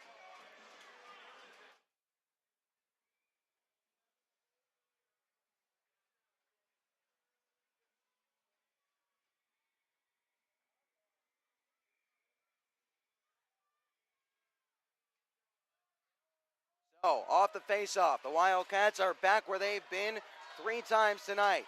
Here is Farmer. He'll play this one towards the cage of Kupski and glove this down. And here's what we're going to say. Jake Kupski has made some solid saves tonight when he's been tested, but the Wildcats have put 4 past a goaltender who over his last 5 had a 1.1 goals against, and over his last 10 had a 1.55 goals against, and at home has a 1.79 goals against average. The Wildcats are putting up the offense. The defense hasn't been there when they've needed it thus far, though. Farmer, clean win. Here is Knight. Now Cherniak. Cherniak towards the net, goes wide off the glove hand. Oakley back around behind there. Nobody there on the far side corner, as this is Andren. He'll chip it past Cam Knight and look to play in stride. Shaw banks this one off the wall. Oakley hustling back to step in front of Larson. Loose puck here. A couple of Wildcats cancel each other out, but Knight wasn't able to clear the zone. Cherniak swept it to the neutral zone on a second attempt. That could have been very dangerous. 2:45 remaining in the third. Here is Walrath. Now Larson on a drop pass. Larson slap shot, saved by Shaw. Loose puck, digging for it, and it goes to the back wall there, as that was Larson and Andren and Vidmar trying to get it to a 2-goal game once more. Now here's Colin Staub in the last 2.5. Bolio chips it forward for Colin Staub to chase it down. Walrath picks this one up in the left wing corner of the Wildcats. He'll send this one all the way down the ice. Will it be icing here? Townsend looking to beat it back, and does. Just barely. 2:18 remaining in the third, and we'll see when the Wildcats, number 1, will take their timeout, and number 2, we'll see when they will pull Austin Shaw. Face-off coming to the right of Kupski. APAP, clean win, but it was a false start here, as Kupski was not ready. Not sure what the reason for Farrell blowing that one dead. It was a bit of a bad break for the Cats because Cook was getting ready to step into a shot. APAP going to win this clean again. Going against Roman Uchin here. Can't do so. Uchin on the second opportunity after Farrell blew play dead was able to move it back to a teammate. Chipped into the neutral zone. Cook will chase this back. Here is Matt Cook now. Swung back for Jake Townsend in the last 2:05 of this third. Here is Albrecht, spins this one in deep. Kupski out of his cage to play it here. Left it behind, left it too far behind. Trying to dig it loose. Here's APAP. It's off the outside of the cage. Now it's intercepted and brought forward here. Cook turning and chasing it down. He'll collect in front of his own bench. Chips it off to the near side where Townsend settles. Plays up the wall. Albrecht ramped this one in deep as he'll come to the bench for a change in the last minute 40 of the third. The Wildcats need to get possession and get into the offensive zone. Sherazin's goal, his team-leading 27th, have cut the deficit to 1 once more. Farmer can't gain possession. 90 seconds remaining in this third. Here is Johan Steen. Steen, now Vidmar. Big guns out there for the Brahmas. Vidmar has it taken away from him on a back check by Sherazin. Now here's Farmer. Farmer at the circle. Shot, save, loose puck. Here's Oakley back towards the net. Cleared away there on a great diving play. Held in here. Here's Cherniak. Slap shot towards the net. Goes high and gets the glass. Sturzinger clears. Not out. Held by Knight. Knight to the corner here. Shaw still in his cage. Sherazin hard across ice to the crease. Nobody there as Cherniak gloves this one down. Can't find a teammate though as Sherazin wasn't able to hold the zone. No icing here. No icing here in the last minute of play in the period, brought to you by La Quinta Inns and Suites. The Wildcats need to score. They're down 5-4. Here is Litviak. He'll walk through some traffic and gain the zone, but lose the handle. Forcing it along. Here's Staub towards the net. Bouncing puck side of the cage, swept along. Now Shaw comes to the net for the extra attacker as the Wildcats can't hold this one. Here is APAP, fresh from the bench. 6 men on for the Wildcats. They can't gain the zone cleanly. 25 seconds remaining. Staub, net empty to our left. Here is Colin Staub trying to work it forward. Plays this one in deep. 17 seconds remaining. Litviak in the left wing corner. Soloviev tries to tie him up. Here is Staub now. Staub behind the net. Towards the front of the cage. APAP digs for it. Now it's Townsend. Can't turn around and get a shot away here as Andren sends it towards the net. Goes wide. Icing here, but there's the horn. The Wildcats couldn't get a shot on net Their hopes for a South Division title are over. 5-4 the win. The Brahmas take the contest in game one of the weekend set. Hang on a second. The Wildcats want to take the face-off after the icing, as we are not done here. False start. The Brahmas are going to be returned to their bench, as there should have been some time left on the clock after the icing.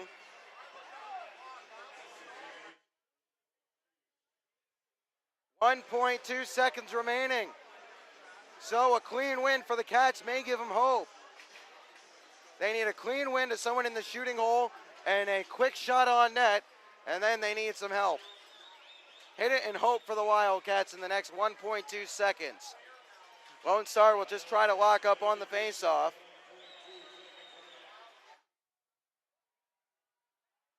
Officials get this one right and put the time back on the clock after the icing. So everybody will overload net side. Apap, the top faceoff man, to take the draw to the right of Kupski.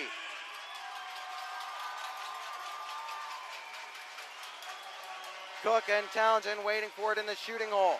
Apap, clean win onto the ice. Cook's shot was blocked and the horn sounds. So the result is the same, 5-4. Brahmas pick up the win. Wildcats are eliminated from the South Division title race. We'll step aside, come back, and break it all down on the other side of the break, as we'll wrap this one up from North Richland Hills, as Wildcats hockey presented by Armored Roofing will return just after this.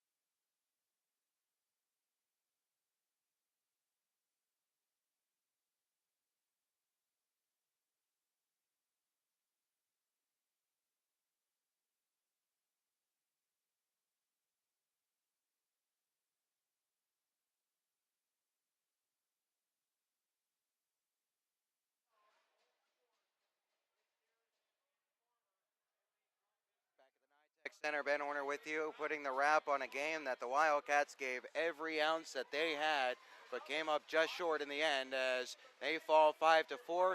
The regulation loss is enough to clinch a first-round bye for the Lone Star Brahmas, as well as eliminate the Wildcats from contention in the South Division playoff race. Let's get you the scoring summary here as we wrap this one up in North Richland Hills.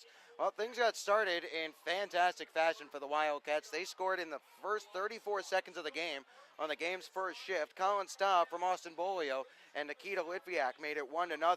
However, things did not go uphill from there, or down. Things did not go the Wildcats' way from that point on.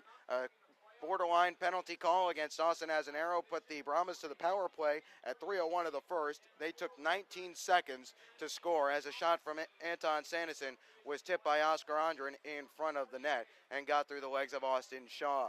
Then Hogan Davidson scored on a breakaway as he turnstiled Jeff Baum at 10:17 of the first period. Baum was reaching for it, wasn't able to glove it down, and Davidson sent a little shot through the legs of Shaw. Shaw looked like he might have had it saved, but it just trickled through the 5-hole of the big netminder out of Highlands Ranch, Colorado. Into the second period we went with the Wildcats trailing 2-1, and they got off to a terrible start in the second as well, as Sebastian Vidmar took advantage of a friendly bounce. It caromed off a leg in the high slot and right to Sebastian Vidmar with a lot of open net. And the league's leading goal scorer picked up his 35th of the year. He's not going to miss from the bottom of the circle with net to aim at very often, as that made it 3-1.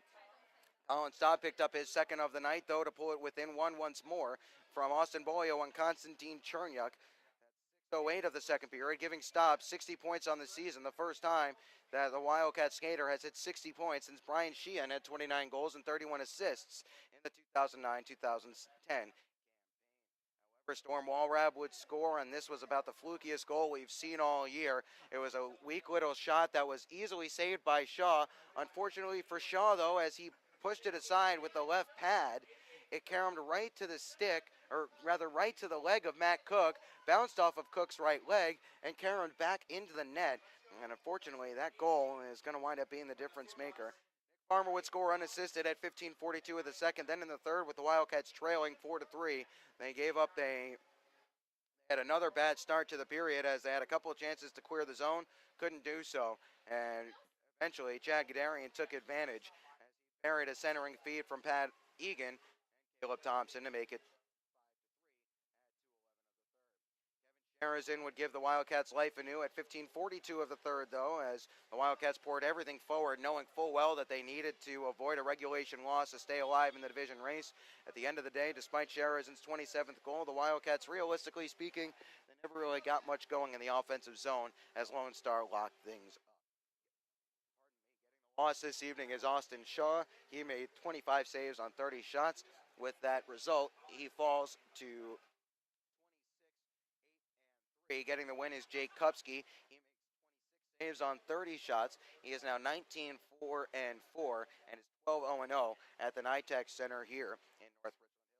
Lost, the Wildcats, as we've noted, are eliminated from the South Division title race. Still plenty to play for tomorrow night. Now we play the waiting game as we turn our attentions to the scoreboard, as Wenatchee is currently tied 1-1 with the Topeka Roadrunners. Check that, it is now 2-1, so Wildcats might still be alive here. Chris Jones has made it 2-1 for Wenatchee at 6:38 of the second, with assists from Jake Algren and Donovan Ott. So we're just going to have to sit and play the waiting game, as the Wildcats would still have a shot at the first round bye if Topeka loses in regulation tonight. However, it's going to be a big ask, and they're going to need some more help, but the Wildcats know that first and foremost, they're going to have to get the win tomorrow night. With the loss this evening, Wichita Falls now 39-15-5 overall. They are 36-14-5 in the division. They are 15-8-4 on the road in true road games, not counting the games up at the showcase.